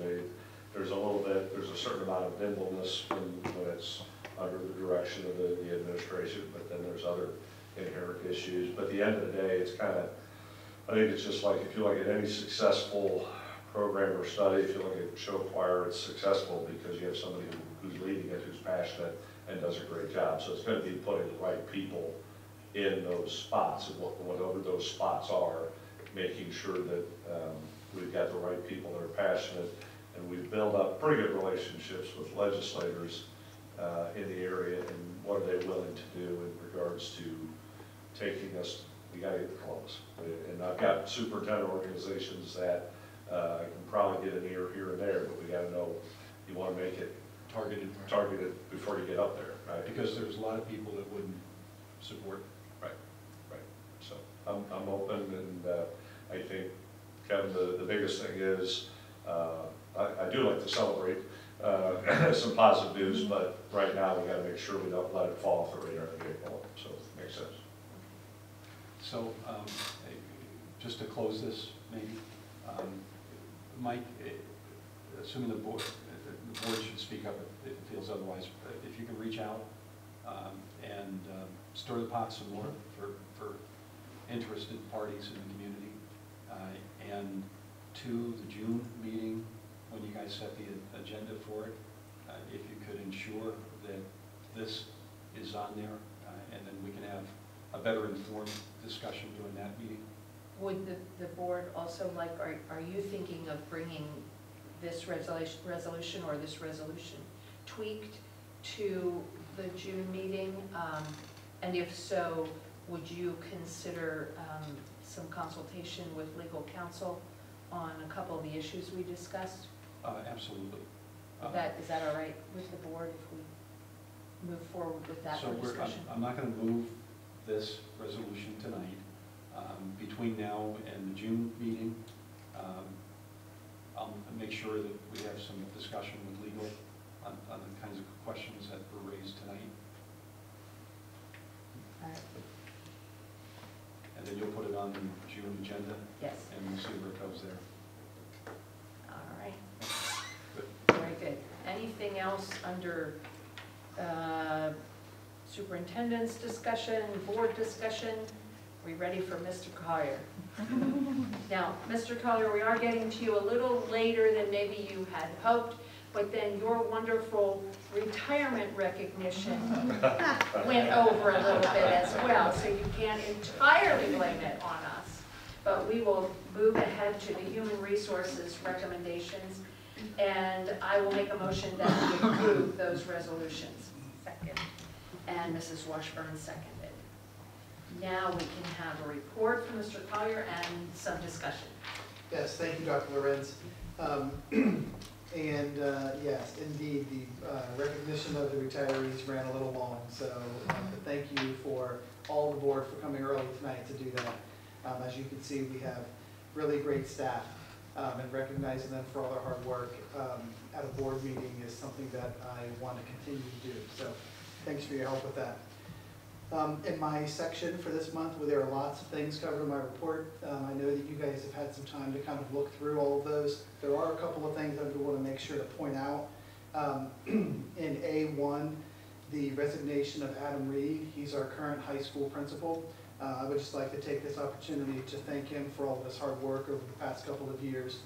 We wish him the best in his next part of his career, and I just wanted to make sure to take some time to do that.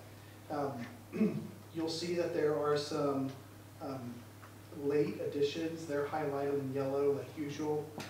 I met with a teacher today, wrapping up another one of our hires for next year.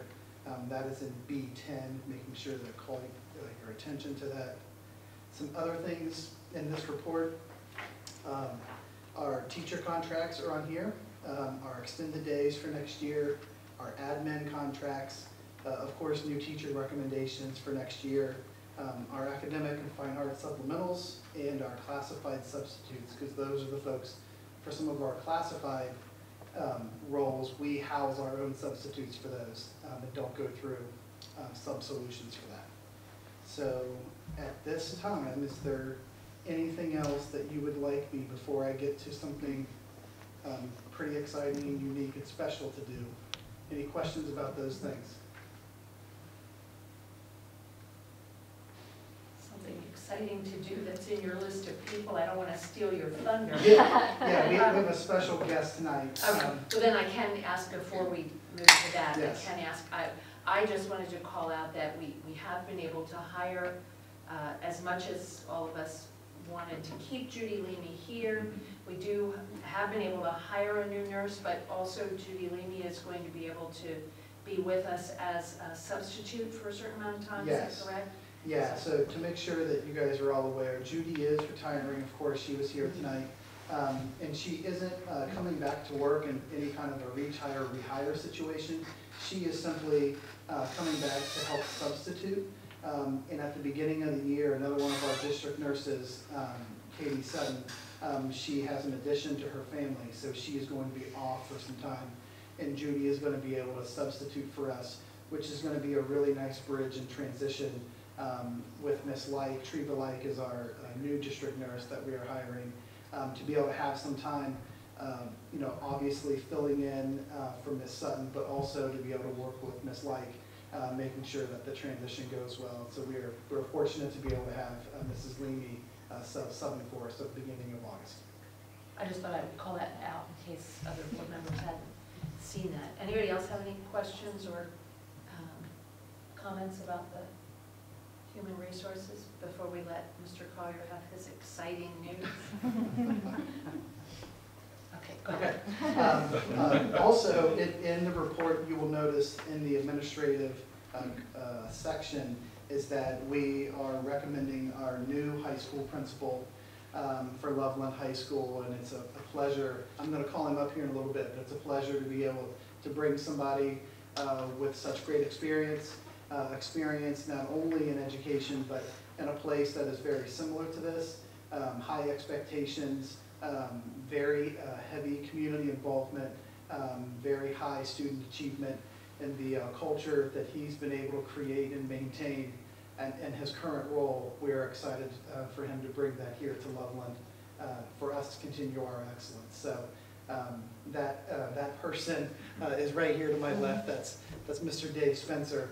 And after we vote and we make that official, I'm going to have him come to the mic and greet you guys. So no applause at this point. Yeah, no clap for this guy yet.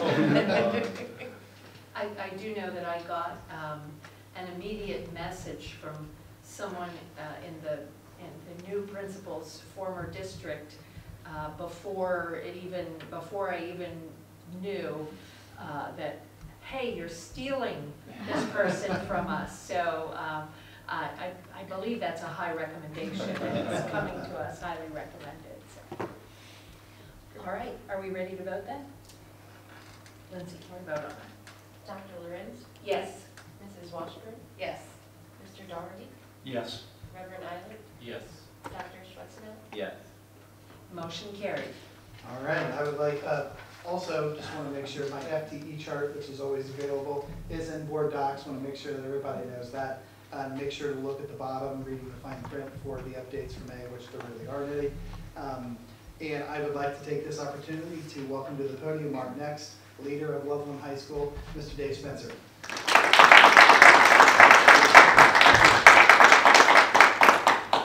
Mr. Broadwater, Board of Education, thank you for the opportunity to be the principal of Loveland High School. Mr. Carlier said when he introduced me, I had an opportunity to make some brief comments.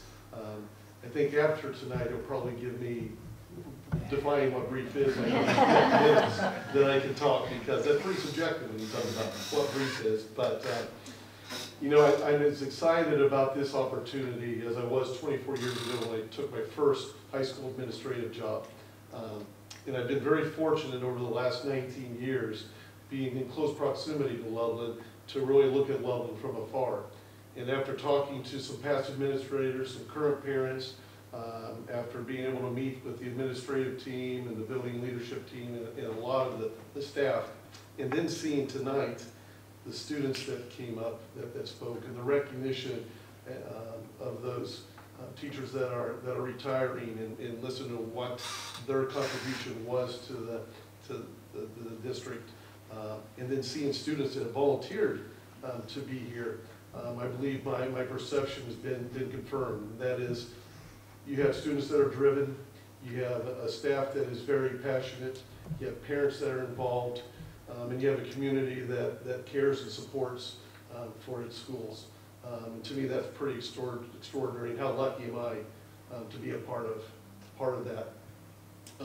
Coming in, I really have two objectives. One is to make sure we create a great experience during all students' high school career. Those 4 years should be some of the greatest times they have, and that we prepare all students for whatever they do after graduation, whatever path they take.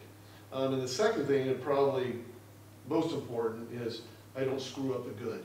There's a lot of good here, and you know, and I gotta just keep letting it happen and build upon that. So again, I'm very excited, and again, I'm humbled by your trust in me to lead Loveland High School, and really excited to get rolling.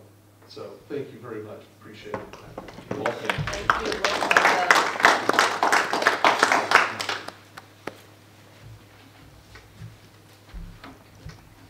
Thank you, Garth. Thank you, Dave.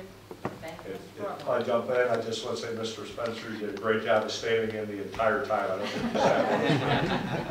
I am super excited to have Dave, knowing Dave a little bit, when you talk about student-centered and supporting the staff. Dave is what you're looking for in terms of kids and being kid-centered, and we always try and keep kids at the center of our conversation, and Dave does that. So welcome, Dave. I'm excited you're here. Thank you very much. We don't necessarily expect you to stand for the rest of the meeting. If you have homework to do, we'll understand, but we really appreciate you being here, so thank you. I appreciate all of you. Thank you. Thanks.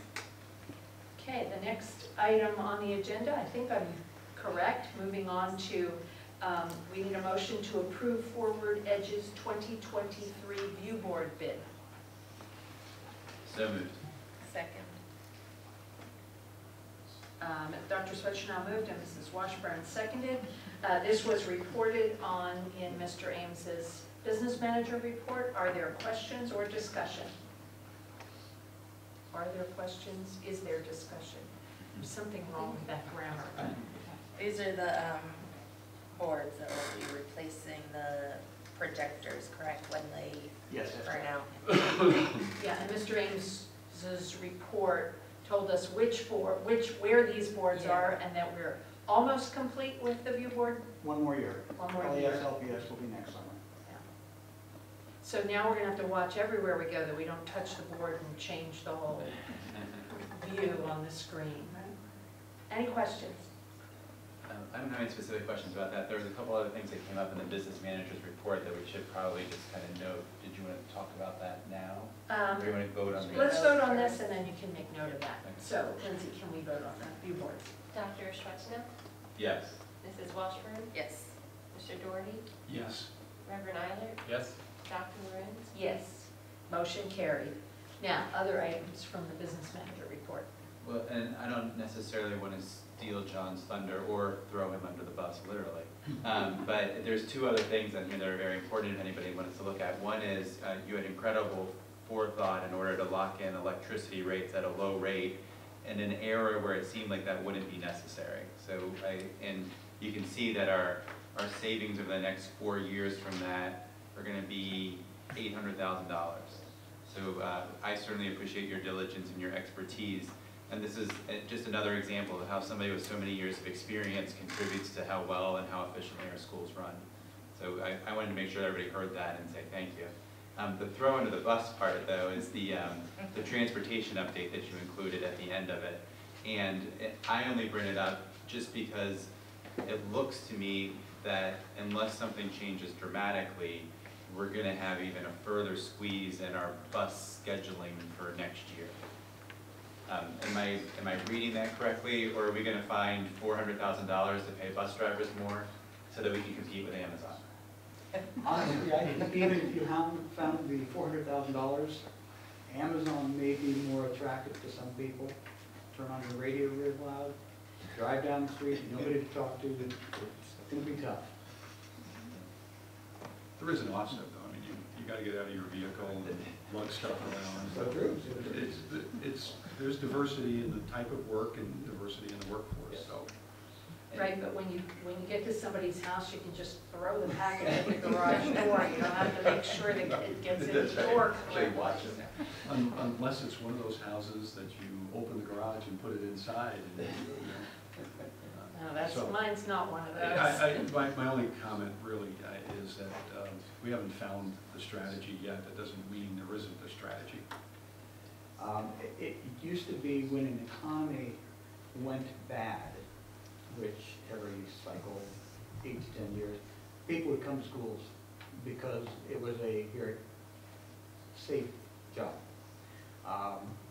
We haven't seen one of those kind of downturns in so many years, and there are so many new opportunities for people to do, such as Amazon, such as Uber. I'm not sure how this, even if we do have a downturn, how it's going to rebound. So I would like to have somebody find a good idea, but they're not out there yet. Automated buses. Self-driving school buses? Yeah, I buses think the Self-governed children. I I didn't say it was a good idea. Take this for what it's worth, but I think when you're trying to find people, it's the secret sauce is helping them see the value in the work. And as you saw from our two gentlemen that are retiring tonight, that's exactly the point. they saw the value. If you mine what they got out of this job, if you mine what other drivers get out of this job, and you build a program, a recruiting program around the essence of that, you might tap into things that you would be surprised by. And if you're retired, you can come drive for us also. I'm not looking at anybody specific. Kevin, I agree with that somewhat, but looking at the pay compared to what they get elsewhere, I mean, I get that the experience is different, and I understand what you're saying as somebody who works with kids in a classroom, but. Yep, I agree. Yeah. All these are legitimate objections, but there's also undiscovered dimensions here as well. And it's a different problem to solve today than it was, let's say, 3 years ago. And we have to, I'm going to be optimistic, we just haven't figured out the answer yet. and that there is an answer. And I don't suggest that it doesn't have money to do with it, right? But not everybody is going to be hired by Amazon. Not everybody wants to work at Amazon. And there are going to be some people who do want or need to work that would be motivated by the richness of something that they may not be thinking about today. You know, just take it for what it's worth, food for thought. All right, thanks. Anything else? No, I think that's all we need to cover. I saw on that business manager's report, which was really thorough, so thank you. All right. The next thing we move to is the treasurer's report, and so it is in 3 different items, and I think it has a very specific way to deal with it. First one is a motion to accept the financial reports for April 2023, which are on board docs. So moved. Mr. Doherty moved and Mrs. Washburn seconded. These are regular monthly reports. Lindsay, I don't believe you were charged with making any report about those, is that correct? Yeah, that's correct. Okay, I just want to be sure. So, I wasn't looking for one, I just wanted to make sure I wasn't going over what you were going to do. So those are the regular monthly reports. I believe the Finance Committee may have looked at them, or they're in their regular format. So are there any questions or discussion about those reports? I'd just like to have as thorough a discussion tonight as you did at your finance meeting on these reports. Do you really? I say nay I to heard that. I heard it was an extensive meeting. Thank you for that. The only comment I very briefly make is that if you look through those reports, you'll see some significant interest in income, and just realize as you look at it, that's today, it's not tomorrow, right? Interest rates are changing and will continue to change. So there's a period of time that, you know, getting 5% at start, not a bad deal, but we're not always going to get 5% at start. Okay, thank you. All right, Lindsay, can we vote on that one? Mr. Doherty? Yes. Mrs. Washburn? Yes. Reverend Eilert? Yes. Dr. Lorenz? Yes. Dr. Schwarzenegger? Yes. Motion carried. The next item would be a motion to accept the updated spring fiscal year 2023 forecast. So moved. Second? So I have Mrs. Washburn moving and Reverend Eilert seconding.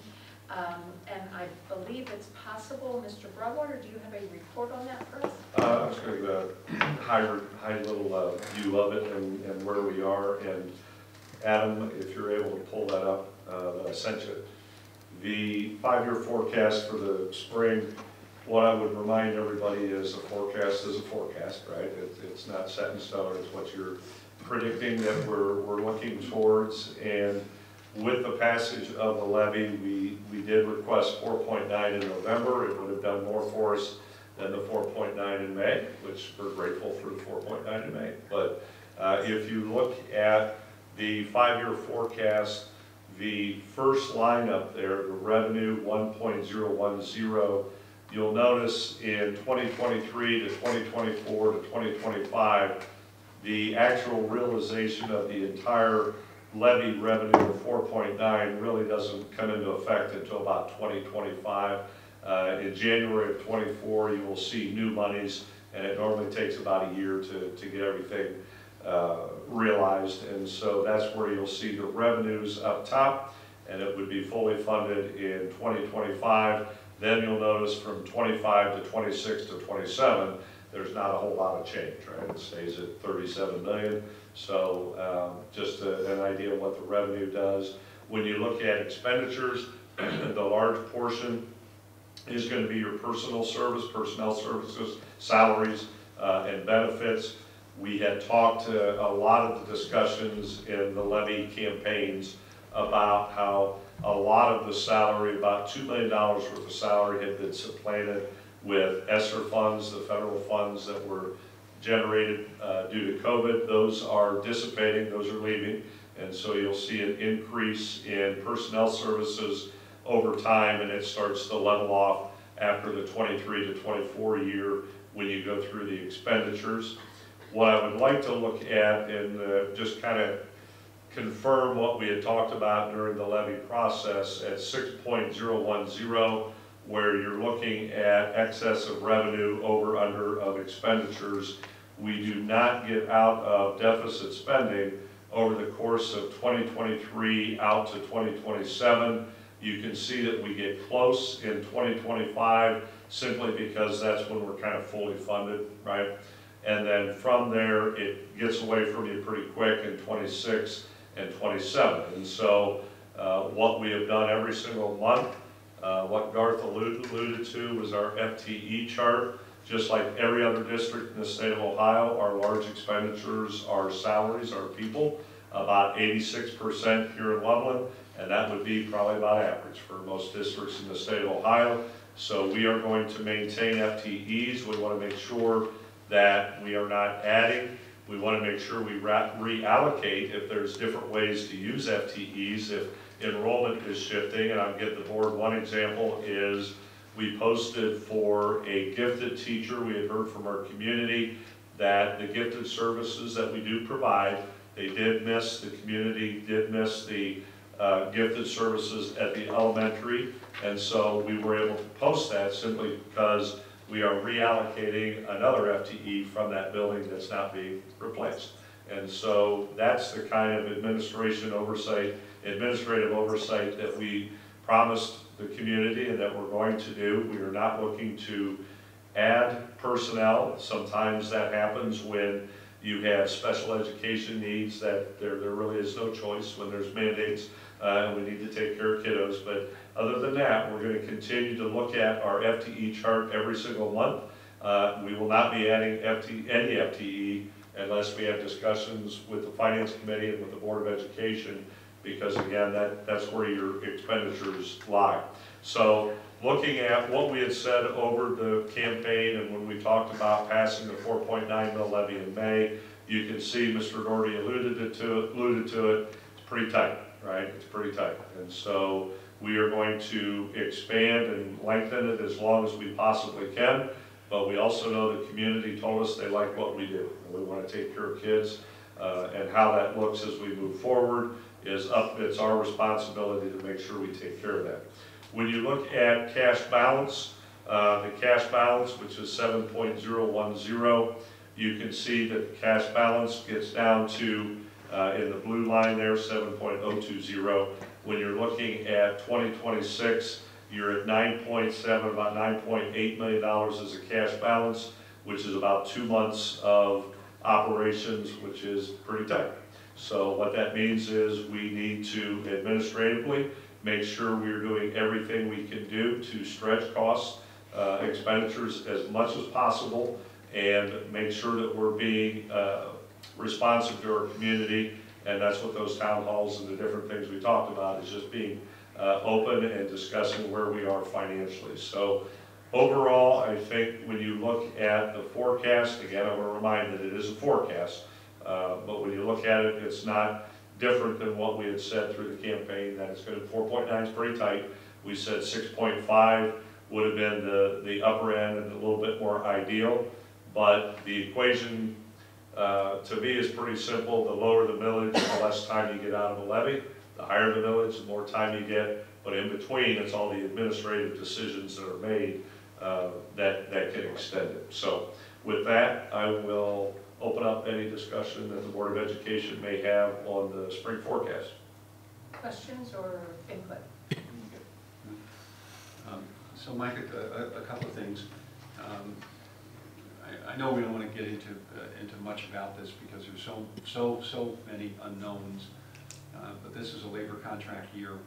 You have allowed some money in here to account for what might or might not happen in labor negotiations. Just a yes or no from the community on that one? Yes, I think it's important to understand it. The timing of it is such that it just happened to work out that way, right? That the levy passed in May, and this is a year that the contract negotiations are open. But the answer to your question there is yes. Okay, with that, I'll reinforce the fact in a couple of different ways here how tight this thing is. Given the number that you plugged in here, and we don't know, right, but the number that you put in here for contract settlements, We never come out of deficit spending in any one of these forecasted years. Correct. Right? As you say, 9.8 million cash balance in 2026. And I don't really want to think about this, but if you have a year where you're hitting 2 months at the end of the year, my historical math says something like 10 or 15% lower than that will be, you'll see a month where it's worse than that. Right. You'll see 2 months actually that are worse than that. And that's your signal that you got to do something before the next year. Otherwise, in 2027, you end the year at 5.7 million, which is, at that point in time, that's a little less than a month's. Correct. So you are guaranteed, if these numbers were perfect, right, you are guaranteed running out of cash probably a couple of months during 2027, the way this is set up right now. Right. So you're back at the well in 2026 to avert that problem. That's not that far away. So I'm going to remind you of something that I know you know. Nickels, dimes, everything matters. And watching this thing very, very carefully is just going to be imperative, because none of us have the confidence that the community is ready for another levy discussion in 3 years, or et cetera. The only thing that doesn't factor into all of this, and I know you would do this, and I watched the way you manage staff, headcount, et cetera. On page 8 of the forecast packet, you outline predicted district enrollment, and it continues to decline. Again, nobody knows if this is going to be reality, right? Right. We've had a blip in the data. We don't know if that's a one-time event or a continuing thing, but enrollment is declining, so you may find opportunities for headcount efficiencies that are not contemplated in this data, that gives you a little more breathing room. Who knows, right? Yeah, we had talked about, it's not a one-to-one correlation in terms of enrollment drop, but absolutely, I think it's important that, just like we're doing at the end of this school year, when you have retirements and resignations, right. We will look to see if there are FTEs that we do not have to replace. And the final comment I make to you, and then I'll let the floor go, is this forecast model, which comes out, once a year or twice a year, we update it, right? And when you talk about, with Andrew, sharing our financial situation with the community, I would urge you to think about a forecast shared every month that carries the projected cash balance. So we are all seeing this erosion.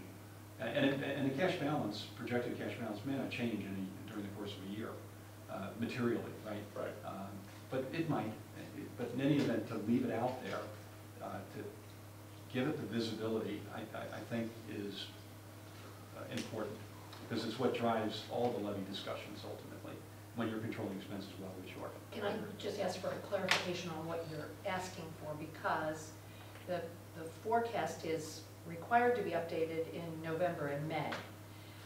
It's not actually required that it be accepted or approved by the Board of Education, but are you asking for a report on just what is there that has been accepted by the board, or are you asking for something else? I'm just trying to be clear. You're kind of talking more, kind of like a dashboard, like we have our FTE every month, and we've got a regular dashboard that's telling us how are we tracking relative to our projected forecast on a month-to-month basis. Right. So it's like sharing the 5-year forecast every month. Yeah. Not in this much detail, Right. but a summarized version of it. So this 5-year forecast was what would be shared? Unless there was something material that they knew about that affected expenses or revenues that they could update it with. That would have But wouldn't that material come to the impact. board? Wouldn't that be reported to the board? Oh, I'm just trying to figure out the reporting time. In other words, if something material happens and it gets reported on a dashboard, but the board hasn't seen it yet, that to me is Well, maybe. an issue. All I'm asking is what you're asking to be portrayed. What I'm asking to be portrayed is a regularly updated view of the future. Now, to make that happen, you know, with the questions that you're raising, to make that happen, if there was a material event that looked like it was going to change the, you know, the forecasted cash balance by a material amount, I would say, Rob, Mike, come in here, tell us about any material changes, let us be aware of it and approve it, so you can then publicize it. Okay, all I'm trying to do is make sure the line from what happens to what gets published, by whom, where, goes through the proper channels. That's all fair. I'm That's fair. asking. I agree with that. I think what a goal would be when we get into communicating, what I would love to see is the same dashboard every month being reported out. What that looks like and what it would entail, I think, is incumbent upon Mr. Dufresne, myself, Andrew, to come up with what that template looks like and then show it to the finance committee of what, I mean, you don't want to see the same 5-year forecast every month. What are the expenditures and so forth. I think we can come up with a pretty good monthly picture, I think is what I'm hearing you say, but we can come up with what a template looks like, what information, and then present it at finance if there's something else you want to see. You know, this is where,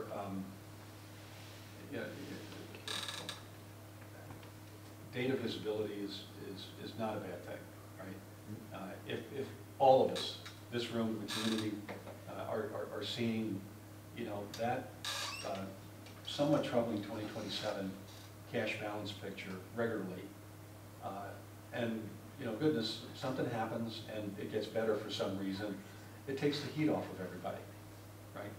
Or if something bad happens and it gets worse, it raises the heat on all of us. Yeah, I absolutely understand the why and the desire to communicate. I wanted to be sure we knew what we were asking to be communicated in what manner, so that we didn't always, we didn't all of a sudden say, oh wait, that's what we asked for? We didn't expect that to happen that way. Yeah. You know, that's... Yeah, well, you know, I think it's, in the finance committee, Eric or I had the chance of saying to Rob, how are we looking against the forecast, right? I said to him the other day, last time we looked at the forecast, we were showing a $1.8 billion deficit on the year. How's that looking? And he had to stop and think for a minute, and he said, well, it's going to be a little less than that, but it's going to be pretty close to it. Well, that's all I really want to know. Yeah, I think, even further thinking about what the public sees, we've talked oftentimes, a lot of, you know, extensive discussions that you had about how unhelpful it is simply to look at the cash balance at any one given point in the year, because it's not really a reflection of where the district finances are overall. So it's always that cash balance relative to the forecasted balance at that particular moment that affects the outcome of that forecast at the end of the year. That's what we need to know. And so I think that's what the public needs to know as well, to really understand where are the district finances right now, instead of, oh, we got, you know, a yard on the wall cash balance at that moment that's not relative to that forecast. It'll be a challenge for Mike and Andrew in educating the public about that cash balance. You know, you look at this one's cash balance. That's the advantage of having a representational graph over time showing what it is, and making it much harder just to go and look at what's your cash balance right now. Yeah. And several districts have financial dashboards, so that's not, and even when Kevin Hawley was here, we had kind of a graphical representation that we put out. And actually, Rob has put out a couple of different reports with graphical representation. Picking the format, making sure we decide on what the important data is and getting it out there is really the point. Hey, Adam, real quick, can you throw up that Excel? Just super quick here.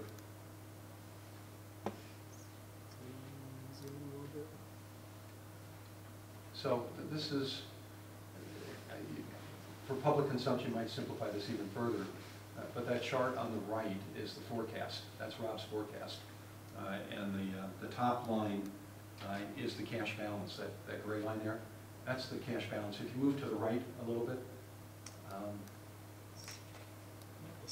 just move the whole spreadsheet to the left.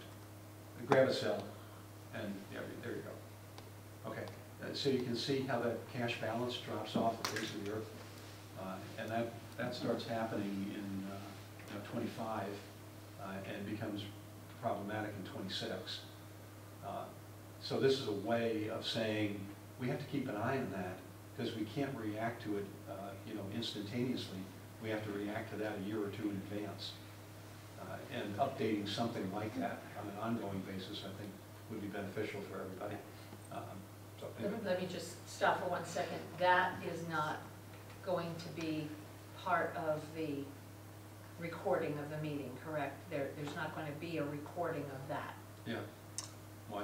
Correct. We could use the software. I'm not. I'm reporting because we're not showing this, broadcasting it. Well, it's being recorded, right? I can record the screen itself and include it in the recording if we want to. I'm not sure that we've explained, it's up to the board. I just was asking because I was going to make note of the fact that earlier today, the forecast was not being seen correctly. That has been corrected, but it is currently still in administrative content. It will go into public content so that when people are looking at the recording of this meeting, they will be able to find it in board docs. I'm simply making a note of where things are going to appear if people are trying to follow what we've done in the meeting. That's all. So the plan was to, yeah. So I'm thinking that what we've got here that we reference in our meeting is a possible graph that could be a part of a financial dashboard that we're working on. I had one other comment to. I have two brief ones, but however you want to go. Okay, I'm just going to mention mine real.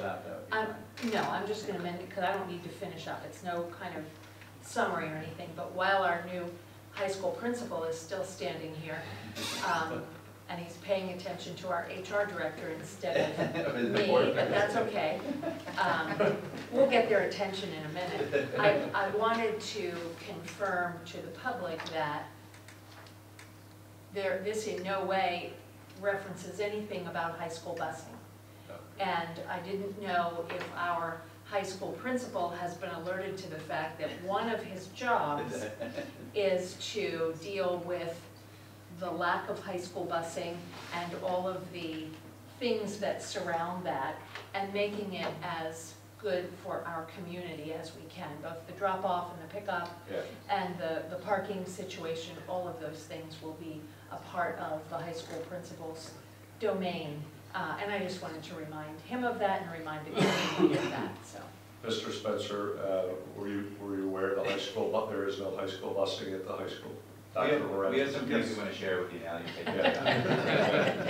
I just made the comment that that was going to be part of your domain as you come in. Cards didn't get you to sign back there, right?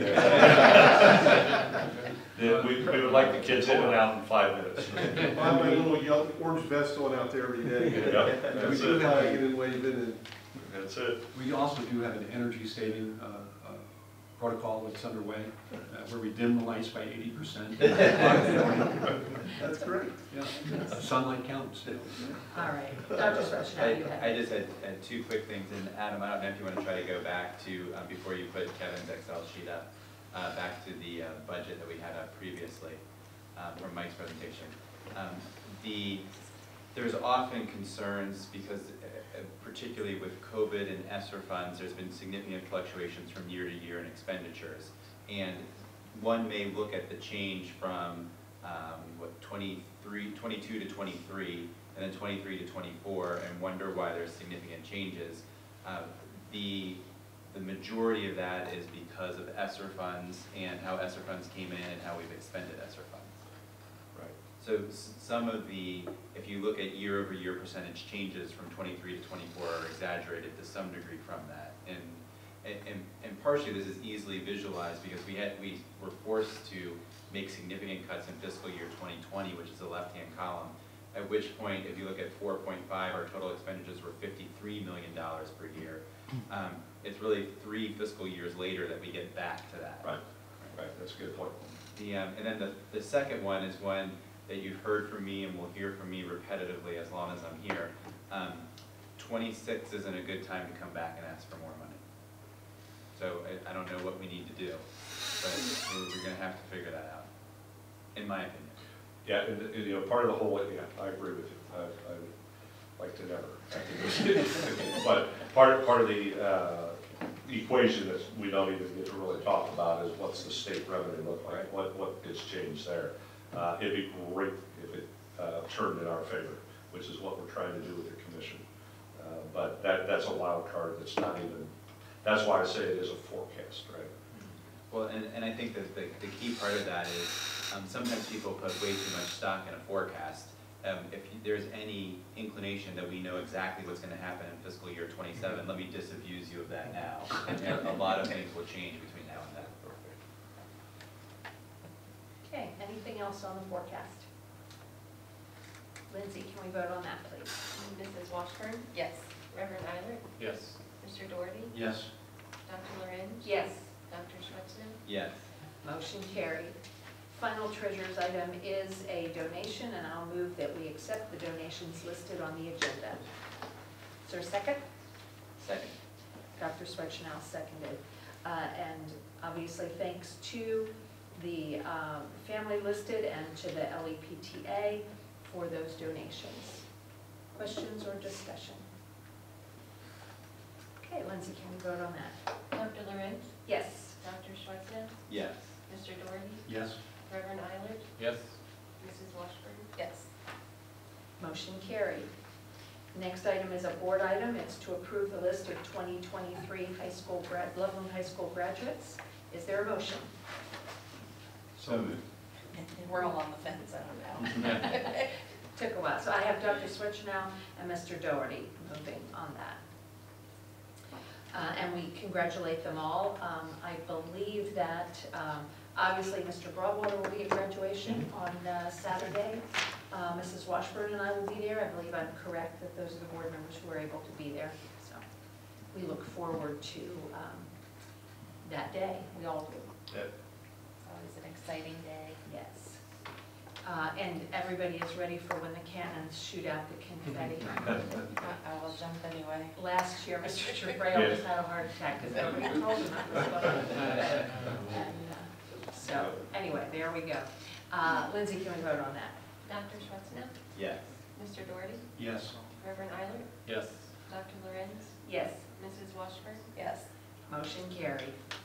Maybe they can graduate. Yes. The next item I actually don't see on this piece of paper I have, but I think that we have it. Oh, no, we don't have it on board docs either. We don't have a motion item or a vote item, but we'll get that put in there. I would make a motion to approve the student athletic handbook. Is there a second? Second. And Mrs. Washburn seconded. You had that available on board docs to read. I will let you know, as you might have expected, I did read that. There are some changes in that from when it was first posted. So I appreciate the athletic department and some of the administration here in this office taking the time to look at those things. Most of the things that I suggested were for consistency or for clarity. There were a few typos as usual that I found. That's what I do. So Were anyway. Changes in yellow, or were the yellow ones? No, the yellow was addition from original, I think. And so the changes were not, I can share with you what I did. The first paragraph was a little cryptic. It just said something about, this is for athletes, including 2 specific groups, and I asked that it say, here are the groups that are included in this, not just the 2 extra, so that was fixed. And then there was a minor thing where it didn't say that show choir could get a PE waiver and show choir can, so they fixed that to do that as well. So those were the couple things that were in there. Any questions? All right, Lindsay, can we vote on that? Dr. Lorenz? Yes. Mrs. Washburn? Yes. Mr. Doherty? Yes. Reverend Eilert? Yes. Dr. Schwetzman? Yes. Motion carried.